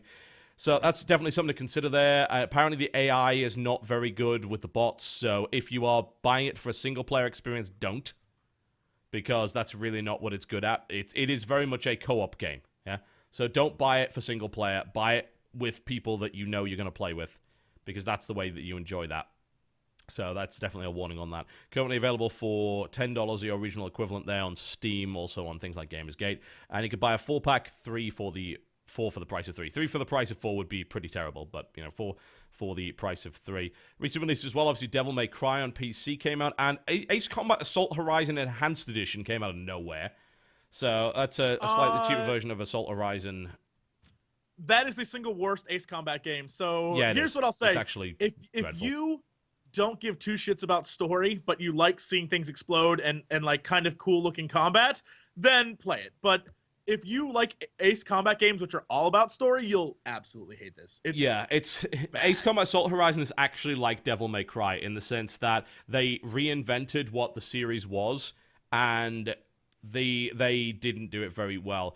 And you could say about Devil May Cry, oh, well, it's mechanically quite nice, it's interesting looking. The problem with Ace Combat is that it's got helicopters in it. That's probably the biggest problem I have with it. Nobody asked for helicopters in Ace Combat. It slows the gameplay down to a crawl, which is something that Ace Combat has never really been about. And but they're helicopters, and we were talking about this earlier. Helicopters make everything better. No, they don't. They don't. Not in this case. But the problem is that they handle really badly. In the past 7 or so Ace Combat games, they've always been in a fictional world, in a fictional setting, with fictional character. And now they're like, by the way, this is America and the UN. This is all real life. And now we're in Africa. And when they do that, there's no room for legit story because they don't want to step on anyone's toes. Even the bad guy Russians are just little fringe, and there's only like 4 of them, so they're not really Russians. So no one get mad at us. Yeah, there's a lot of nonsense there, and there was also a lot of very fanciful stuff in Ace Combat. Always like crazy bosses, and this like super flying fortresses here, and you're fighting a spaceship and stuff like that. And now you're flying through a tunnel in your jet that wouldn't, be ripped apart from that. Yeah, but things like that are amazing. We have to like fly at each other. Those kind of like fanciful, amazing things are great about the series. And then this one, they're just like, you're dogfighting a dude. Oh no, you're flipping. It's cool. It's visceral. The music is really good when you're in a dogfight. Not as good as the previous games, though. But it doesn't feel... You have no emotional investment in it. When it's over, you're like, wait, that was like 12 missions. Ace Combat 5 had like 25. It's like, pretty much like in the previous Ace Combat games. It's funny that we're talking about this because it's probably exactly what Devil May Cry fans think. But I do actually have I do also have some good things to say about Assault Horizon. I'll get onto those in a second. But the way that Ace Combat always was is that you never really had a protagonist that kind of had any sort of real character development. Who's always kind of a faceless guy. Here you actually play as somebody specifically, and he talks to other people. It's like, no, that's not Ace Combat did a really good job of telling the story because it talked about the war, not about a specific person, and it turned you essentially into a legend because everyone else was talking about you, and you were like in news articles, and you were always a very kind of vague but almost mythological hero in Ace Combat games. Even in Ace Combat Zero, which was it might have been the first one where you didn't really have a squadron. There was a story between you. It definitely wasn't the first one. Ace Combat Zero: The Belkin War is the one you're talking about there. Yeah. It didn't. You didn't have like your character didn't have a personality really, but the guy who was your co-pilot, who spoiler is the bad guy. You should have played it by now. Yeah. It's the game is focused on him. Everyone's telling the story of him. Yeah. And so even though it's a one character focused story, you're focusing on how this guy goes from being. Yeah, how this guy goes from being like a hero to turning against everything he believes in order to basically nuke the entire world. Yeah. Like that kind of plot is amazing. And so I'm like, you know what? That's cool. This thing they did with Horizon is like, it's cool looking, but it's all flash, no substance. Yeah, the main problem I have with the game is the helicopters. The actual dogfighting and stuff, there are some mechanics. The chase mechanic, I actually quite like it. It looks really, really good. It's actually kind of a lot of fun. And it also encourages a lot of gunplay rather than just missile spam. And you can still do, aside from like the first mission where it basically forced you to do it, you can still do regular combat in that game. You can do that. So you're not necessarily forced into the close range assault system, which is what they call it. But apparently the online mode's pretty good too. And the PC version is enhanced with a lot more aircraft. It's got way better graphics. There's apparently a huge content pack and all sorts of other crazy stuff that's involved in it. It's cheaper as well. Unfortunately, it's games for Windows Live, so yeah, enjoy. You want to talk about dumb DRM? There's one, but yeah, the fucking thing has a turret section. I hate that. It's like, oh, you're going to be a door gunner. Nobody wants to play a fucking turret section in an Ace Combat game. We want to fly around like a goddamn ace with 300 missiles because fuck realism and gun people down. There's actually a petition online right now to get Ace Combat 4 and 5 together in like a single an HD set. pack. Yeah, and I'll play the hell out of it. Ace Combat 4 was great. Amazing. Shattered Sky, I think it was called, or Shattered Horizon. I don't know. And I Unsung played Wars that. 5. Those are two of the best like flight games I've played in forever. 5, I still remember the end of that. I'm like, Chopper. Zero was definitely one of my favorites. Belkin War, where it had a great storyline, and you also fought against some crazy stuff. I loved Belkin War. Plus, it explains 5. Like, it explains the backstory of 5. Like, they're all connected in this fake world. I was like, this is an amazing series. Yeah. And then 6 came out, and I was like, meh. I liked 6. I thought 6 was great. It was a fun game. 6 was good. I wouldn't say it was great. And then they did great music Assault too. Horizon, and it's like, screw it. I'm done. You guys are killing me. You better go back to the originals. I'll probably play it again. I had it on 360 and I didn't like it all that much, and I stopped playing it after the first few missions because of the helicopter stuff. Maybe they'll mod the helicopter stuff out. That would be nice, actually. If they can mod all of the helicopter missions out of the game, then I'll probably enjoy it a lot more, and maybe I'll have fun with it online. So anyway, yeah, that's out on Steam right now, and you can definitely check that out. Out today, there's Proteus, which is a experimental game with some really odd graphics, actually. I'll have to look into this and see what's going on with it. It's by a developer called Ed Key and David Kanaga. So it's two guys, published by Twisted Tree. Might be worth having a look into. I'm gonna have a, I'll have a look at it and see what it's all about. It seems very abstract, which I'm never really into abstract games, honestly. What else is coming out? Well, just FYI, it would be a good idea to keep an eye on Origin because they've just released the open beta for Crysis 3 multiplayer. Yeah, so, they have. Yeah, that's also on console if you happen to want to play it there.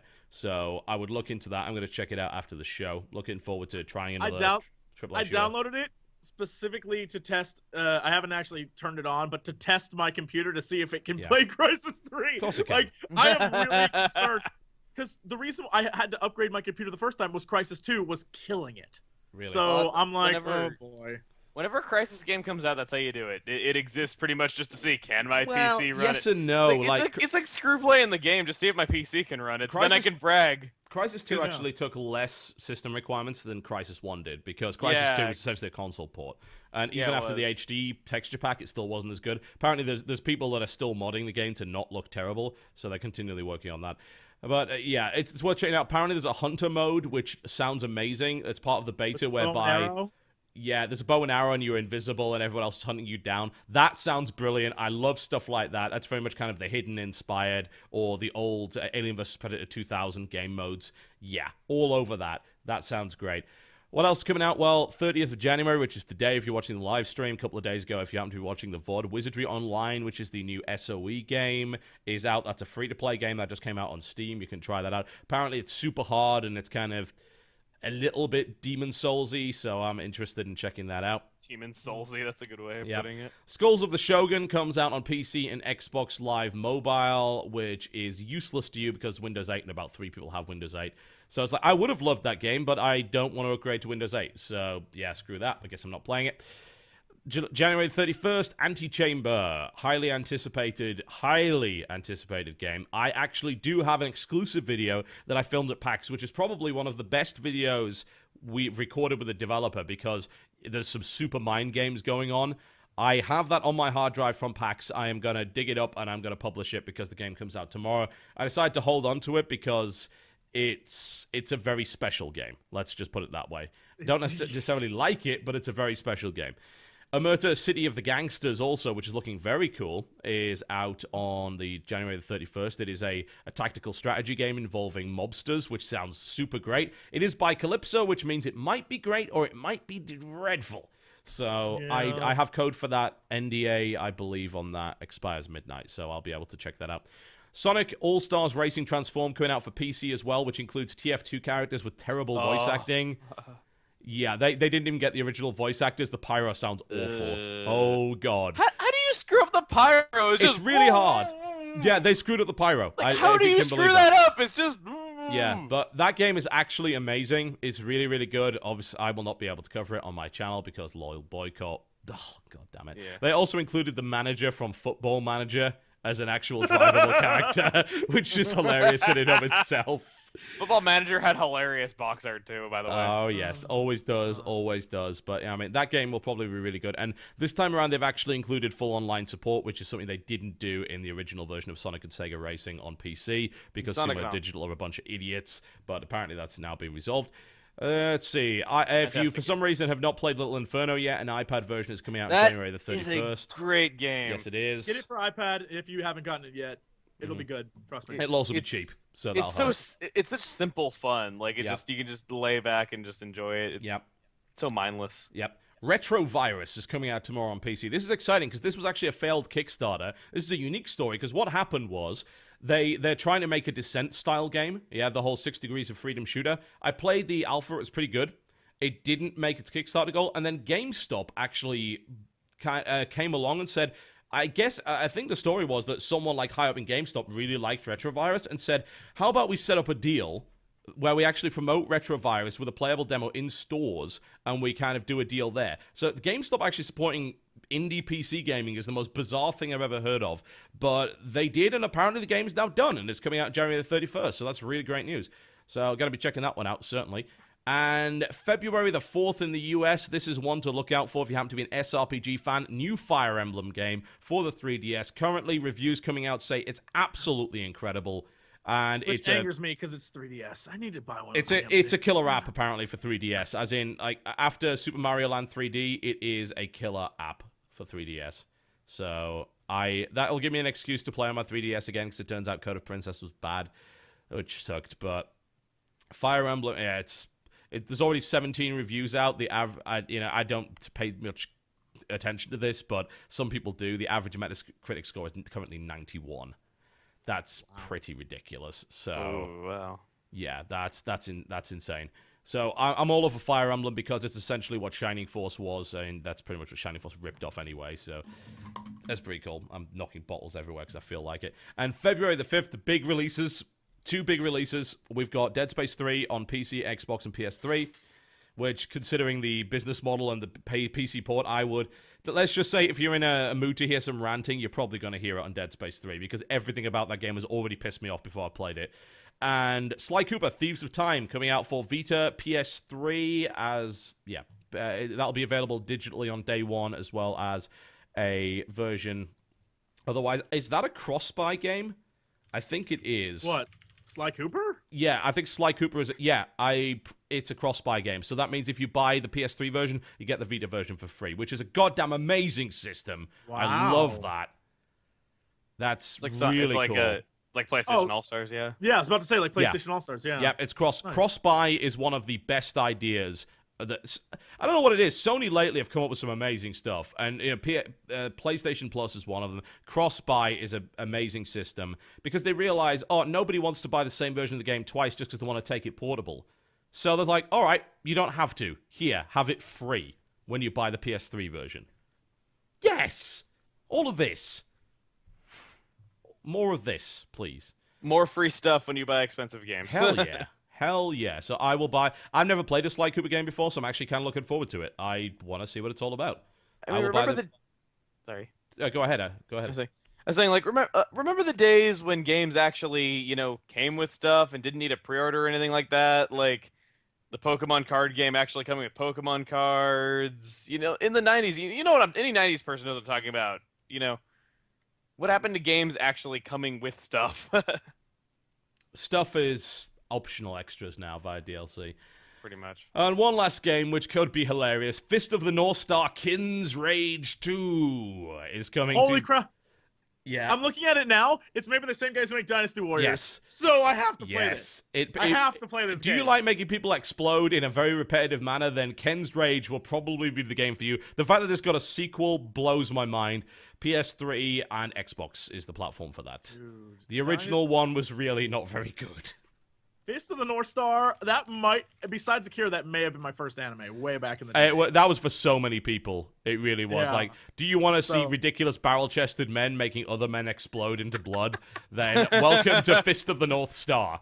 Yep. That is a soft spot in my heart for this game, so I have to play The best quote for the original one was, Ken's Rage is an atrociously repetitive game that bafflingly remains entertaining in spite of its best efforts at self-sabotage. Right? A quote from the gods right there. Oh, God. Yeah, that's...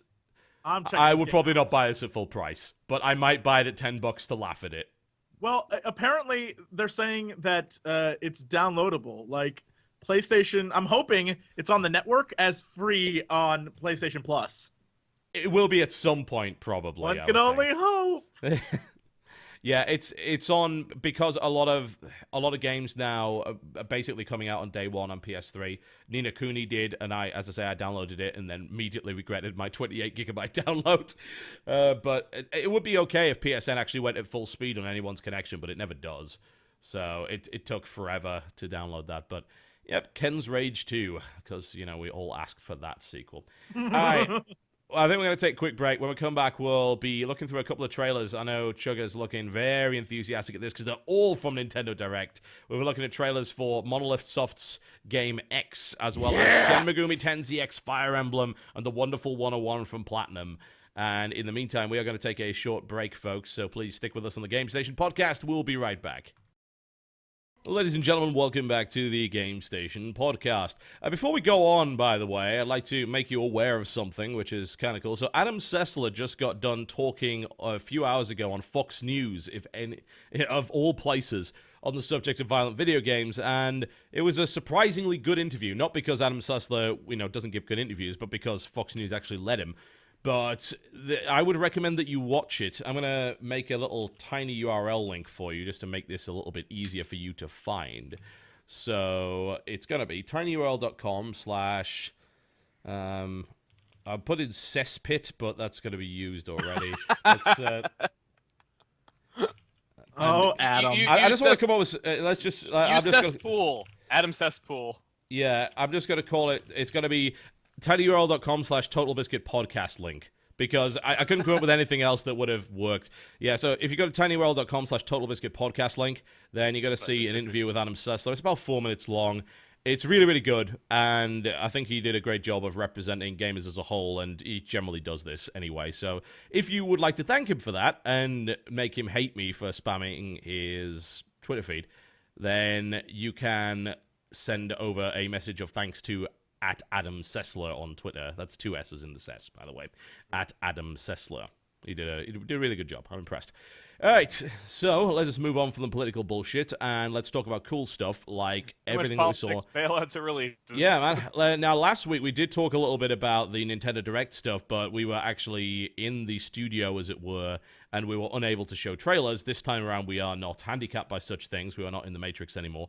And we also have Chuggaaconroy, who is essentially the expert of all things Nintendo, so should be able to tell us a great deal about this. So I've got the Monolith Soft trailer, the Wonderful 101, and the Shin Megumi Tensei X Fire Emblem teaser. So which one do you want to start with? Let's go with the Wonderful 101. That was my most anticipated game for the Wii U up until the Monolith game getting announced, of course. All right, let's check it out.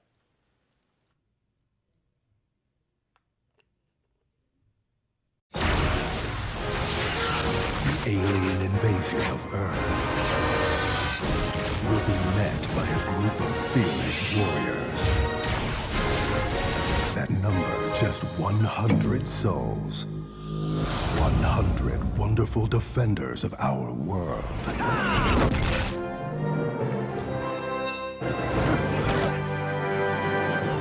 Fists will erupt with volcanic fury. Blades will slice with razor-sharp precision. And bullets will fire with incredible speed. Their faces are forever masked. Their tombs are forever unknown. They are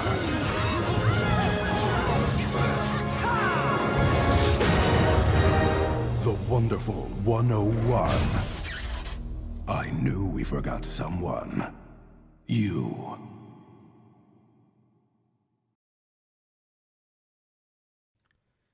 All right, that looks amazing. I hate to tell you, but you actually got the wrong trailer. That was from a Nintendo Direct over 3 months ago. Oh, did I? Oh, bollocks. That's my... All right, okay, I'll blame the looks Romanian. good. Blame the Romanian. It's his fault. Yep. So he's to be one honest, my in research. Romania, it's still September. So, just be... They haven't had time and democracy imported yet, but it still he wouldn't argue with me on the democracy point. Apparently, the politics over there is seriously corrupt. It still looks very good though, because it's basically beat 'em up gameplay plus Pikmin, which I really like that a lot. Yeah. I'm looking more forward to this than I am to Pikmin 3. Is how excited I am for this. And obviously, it's by Platinum. It's directed by Hideki Kamiya, who created Devil May Cry and Okami. I'm looking very forward to that. So hopefully, it has no unnecessary puzzling and platform elements in it. I can say for a fact though that there are a few puzzles in it, demo that I played. There's how you transform into a hand. There were times where you have to turn a dial to I think it was cracking a safe or something with that hand. That seems okay. Yeah, is this the one that involves? There is something in this room that you must pull in order to make this crap happen. No, it wasn't like that. It was very straightforward. It was pretty quick. It's very much the Riven style of puzzling. You press this button, something happens on the island. Try and figure out what it is. No. Go away. This is it wasn't like that. It's pretty straightforward. I mean, it's it plays like a beat 'em up, just with elements of Pikmin. Sounds hilarious. I'm all up for that. Yeah. It looks like it's got some really good humor in it too. So I guess we're moving on from that. Yep. Should we move on to the Monolith Soft thing? Go ahead. This is essentially. It's hard to say what this really is. I mean, they're calling it X right now. I just want your opinion on this before we start off. Is this a sequel to Xenoblade? Is this something in the Xenoblade universe? Is this nothing to do with Xenoblade? Is this a HD remake of it? What is it? This is definitely not an HD remake of it. I can tell you right now. Okay. But as for a sequel, a lot of people are thinking that it could take place in the same universe, especially not only because of the X in the title looking very similar to the X in Xenoblade, but it's a red X, and there's mechs all over it, which make people think Xenogears. Yeah. Okay. I'd be okay with that. So, I wouldn't complain. Let's have a look at it. So this is Monolith Soft's new project for the Wii U, which is simply titled right now X. And the best part is you can't possibly have the wrong trailer because there's only one.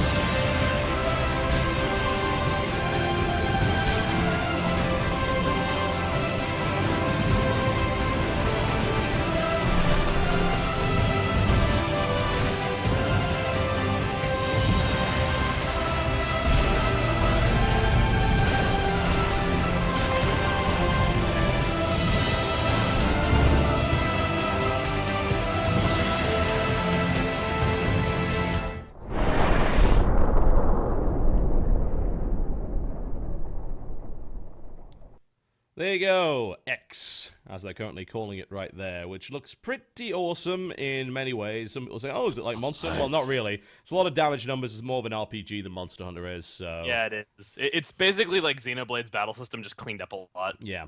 Like, it looks like that... Fight giant crabs with lasers. Giant enemy crabs. Beat you to it. Yeah. There's some interesting stuff in this trailer. I'm pretty sure it's all over the internet by now, though. But some interesting stuff that you could see in this trailer. First off, is that the character names are Player 1, Player 2, and Player 3.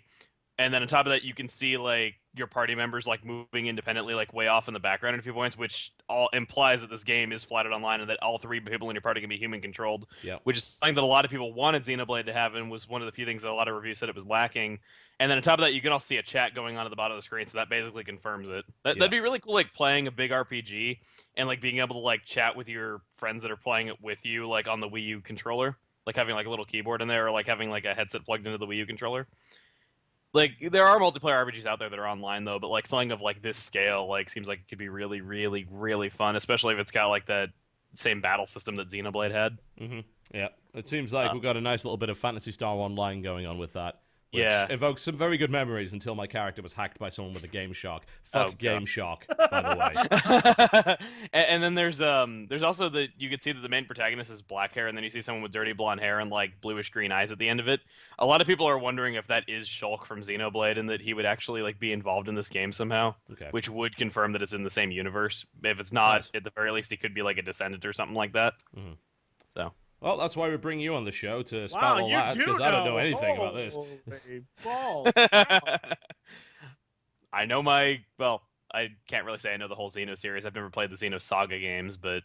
Don't worry, that's mostly cutscenes. Yeah, you didn't miss anything.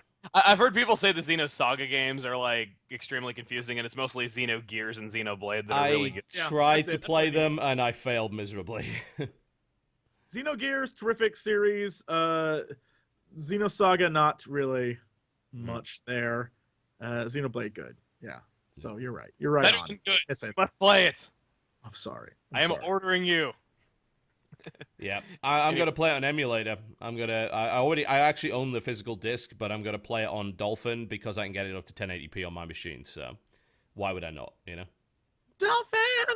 Dolphin emulator, man, it's really, really good. Runs GameCube games, runs Wii games really well, upscales them. So, plus, since you have to pay basically next to nothing for all the really good Wii games now, you can just buy them, stick them in your CD drive, and done. You know, it's incredibly easy. I would recommend it. So what are we moving on to next? We got Bayonetta 2. We're going to do Shin Megami Tensei X Fire Emblem. That would be the third and the last one we're going to do, since we are running out of time. So, this is a very short one. So, here we go.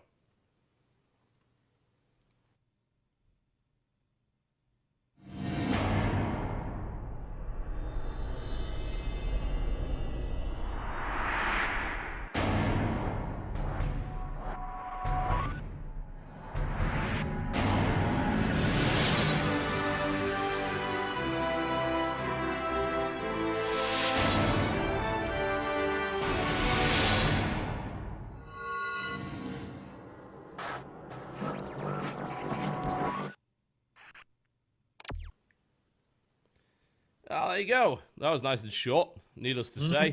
Nice little teaser trailer for a crossover, which indicates solely this is going to be an SRPG, which makes me go, yay! So, this is kind of good news. I mean, I've only got into this series very recently. I've never played a Fire Emblem game. This one, the one that's coming out on DS on the 4th, will be my first.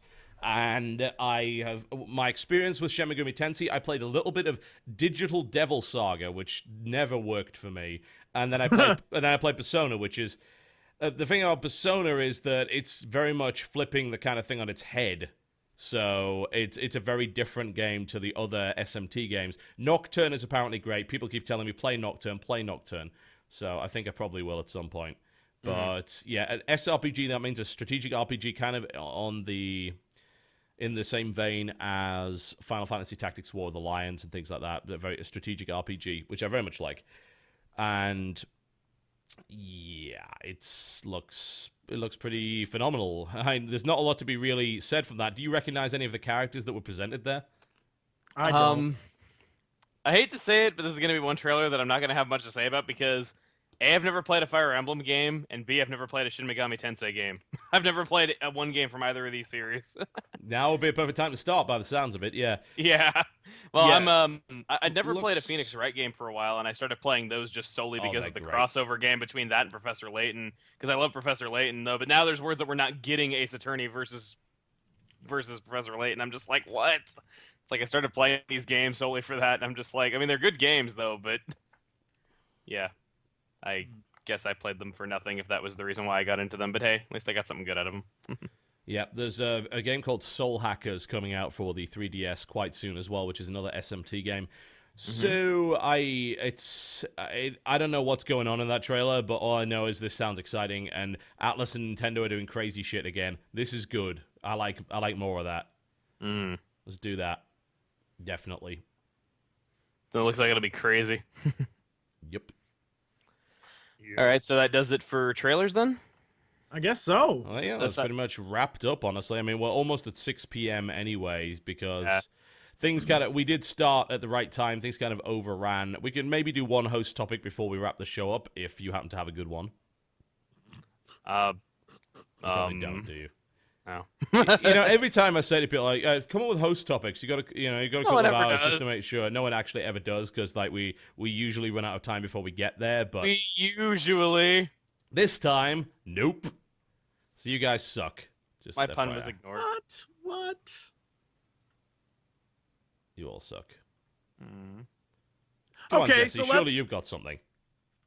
I have nothing. I have nothing to complain about. I have nothing to We talk all about. suck! Yeah, no, that can't be true. You always have something to complain about. Come on.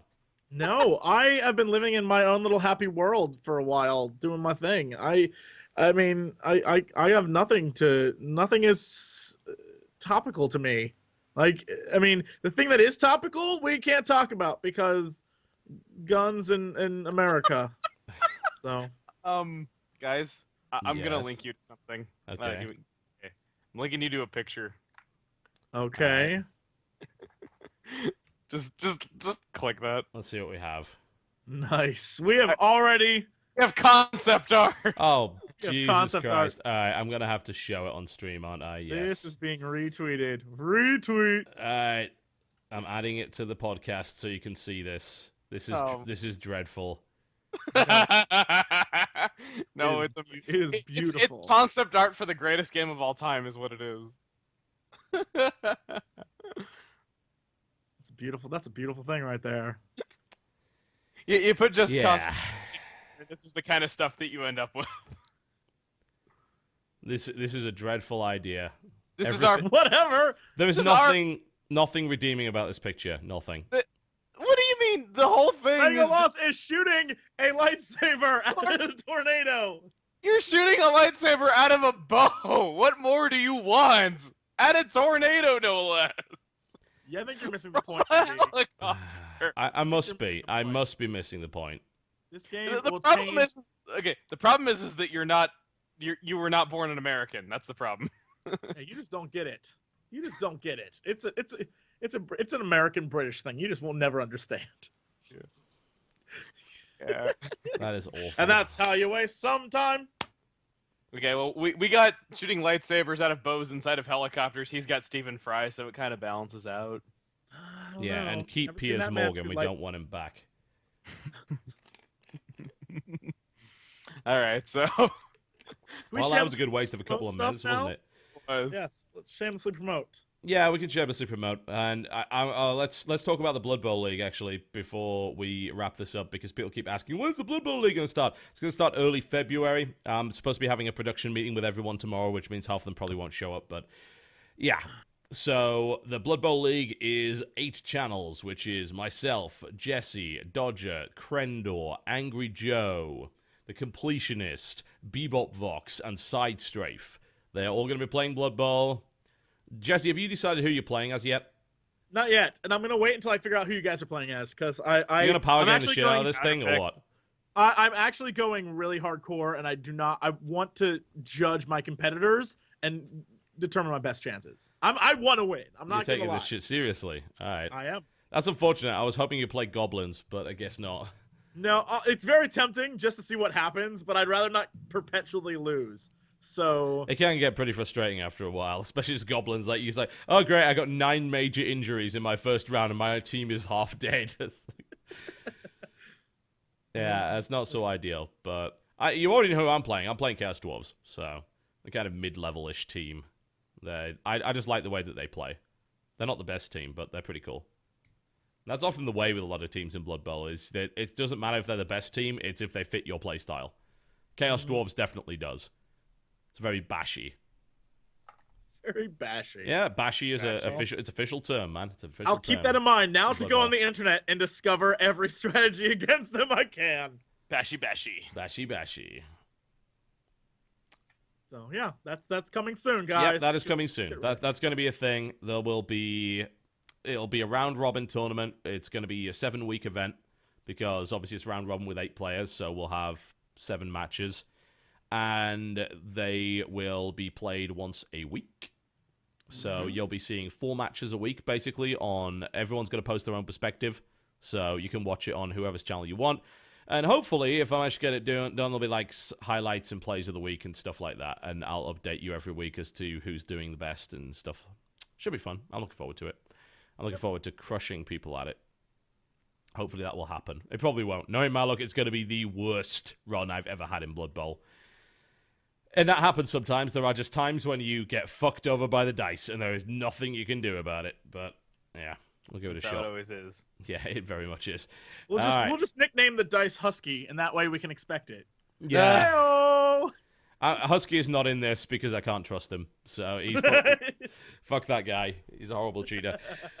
If you haven't already seen it, you should probably go watch the Chivalry Duelathon for TGS. There's 8 channels that are covered, as well as there's commentary on TGS of the semifinals and the finals, which is pretty cool because it's commentated by the losers, which include you, Jesse.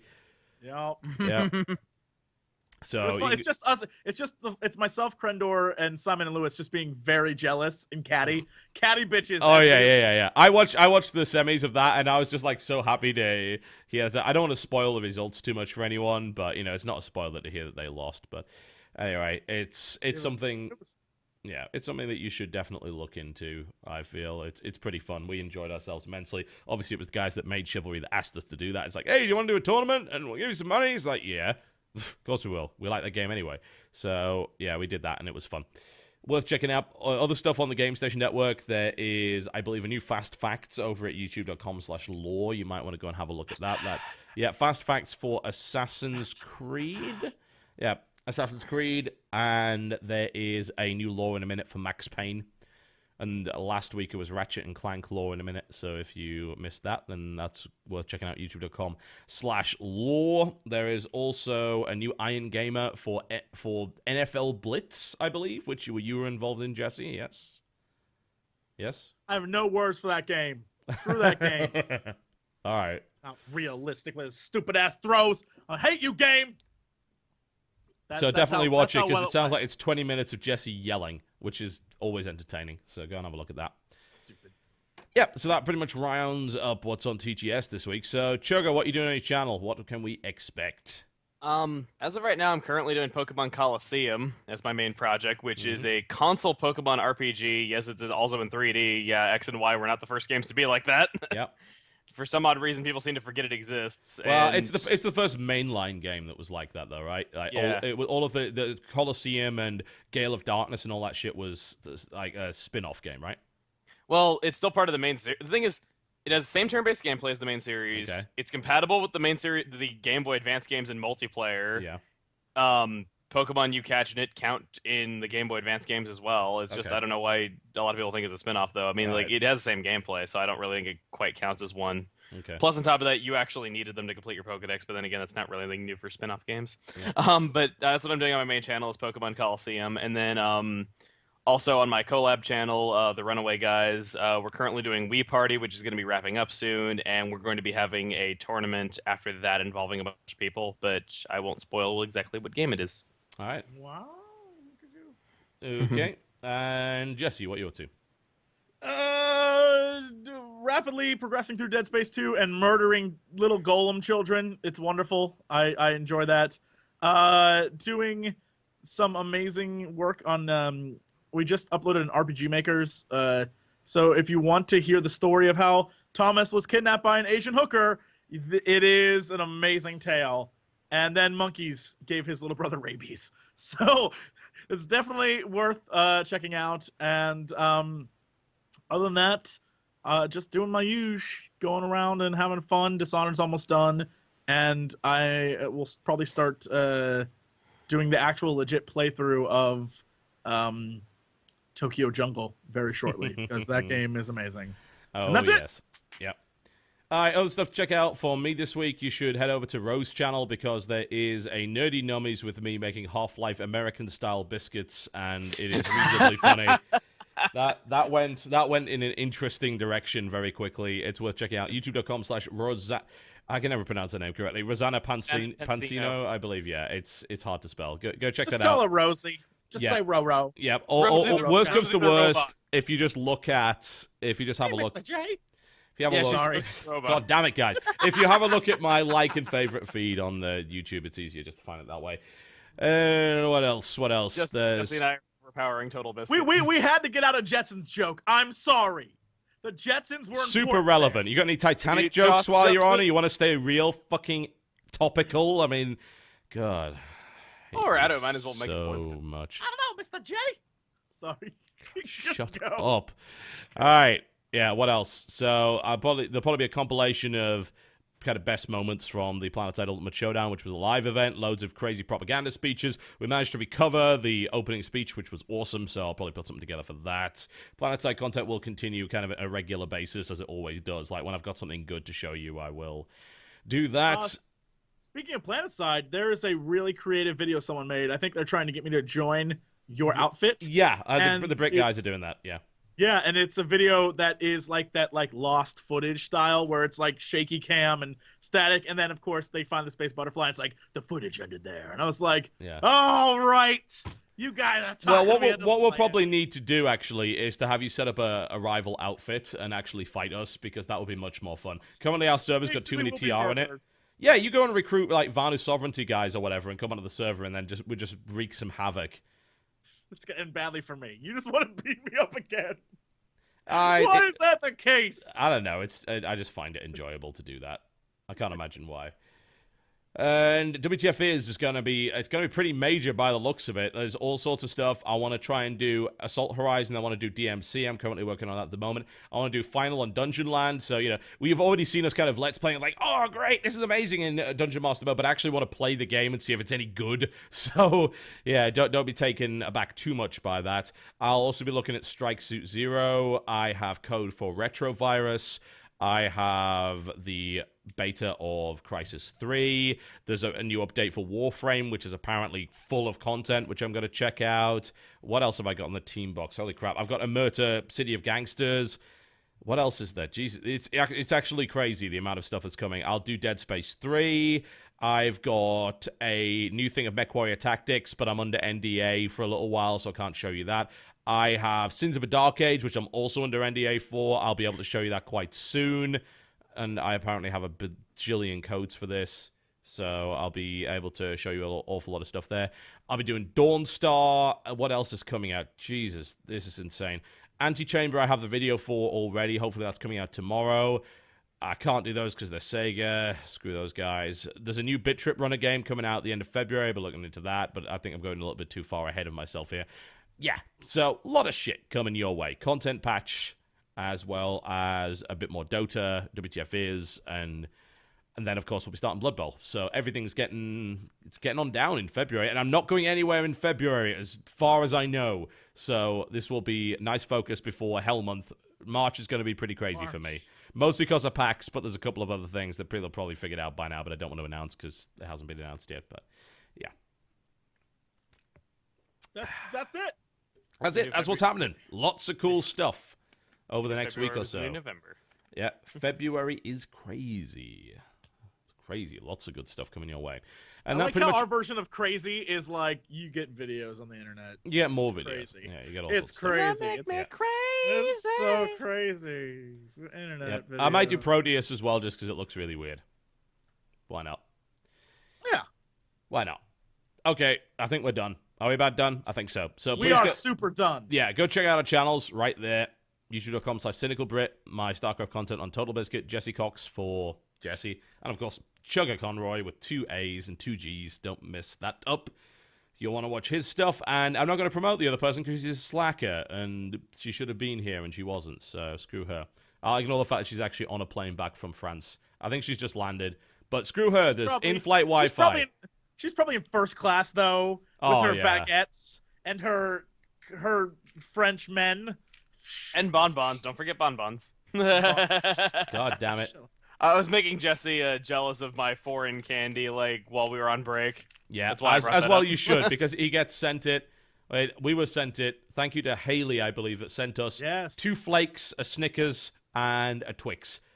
Snickers and Twix is already available over here, but the UK version's better. Flake is not, and it's great. And I ate both the Flakes within about 10 minutes, and they were all over Jesse's sofa. Like, there's a mess. I don't know if he's even noticed yet. It's like... I did! I yeah. did! Yep. I cleaned it. Yep. The crumbliest, flakiest chocolate is all over Jesse's couch. It's wonderful. What's happening right now? Yeah. What is... It's great. All right, but yeah, thanks for that. Much appreciated. And I think that's pretty much just about done. Follow us on Twitter, twitter.com/TotalBiscuit or twitter.com/CynicalBrit if you want the video announcements and no bullshit. Jesse Cox and OMFG Kata for him. And is it still Chuggaaconroy? Yes. Yeah, nice and easy. Unified branding. Yeah. Chuggaaconroy for that. And then you have like Total Halibut and the Cynical Bread and Total Biscuit. I'm all over the place. It's terrible. Superior brand. No, I'm kidding. No, it's not a superior branding. It's awful. We're trying to change that. Anyway, thank you very much for watching, folks. Very much appreciated. We will most likely see you at the same time next week, hopefully with a full complement. If Slacker McSlackerson gets her slacks on and gets in gear. She's French now. Oula-dee-da. Oh, yes. Oh, sorry. Les Slacker. Thank you. Les Slacker. It would actually be La Slacker. La Slacker, yeah, feminine. Let's get it yeah. right. La Slacker. La Slacker. Yes. All right, Mon well, thank Dieu. you so much for having me. I had a great time. As always, I'm glad I didn't get caught and killed by tornadoes. That's always good. As always. Actually, that's a plus. Up now. All right, okay. You go hide in the bunker, and we'll finish the show. Thank you very much, folks. You're watching the Game Station Podcast. Goodbye.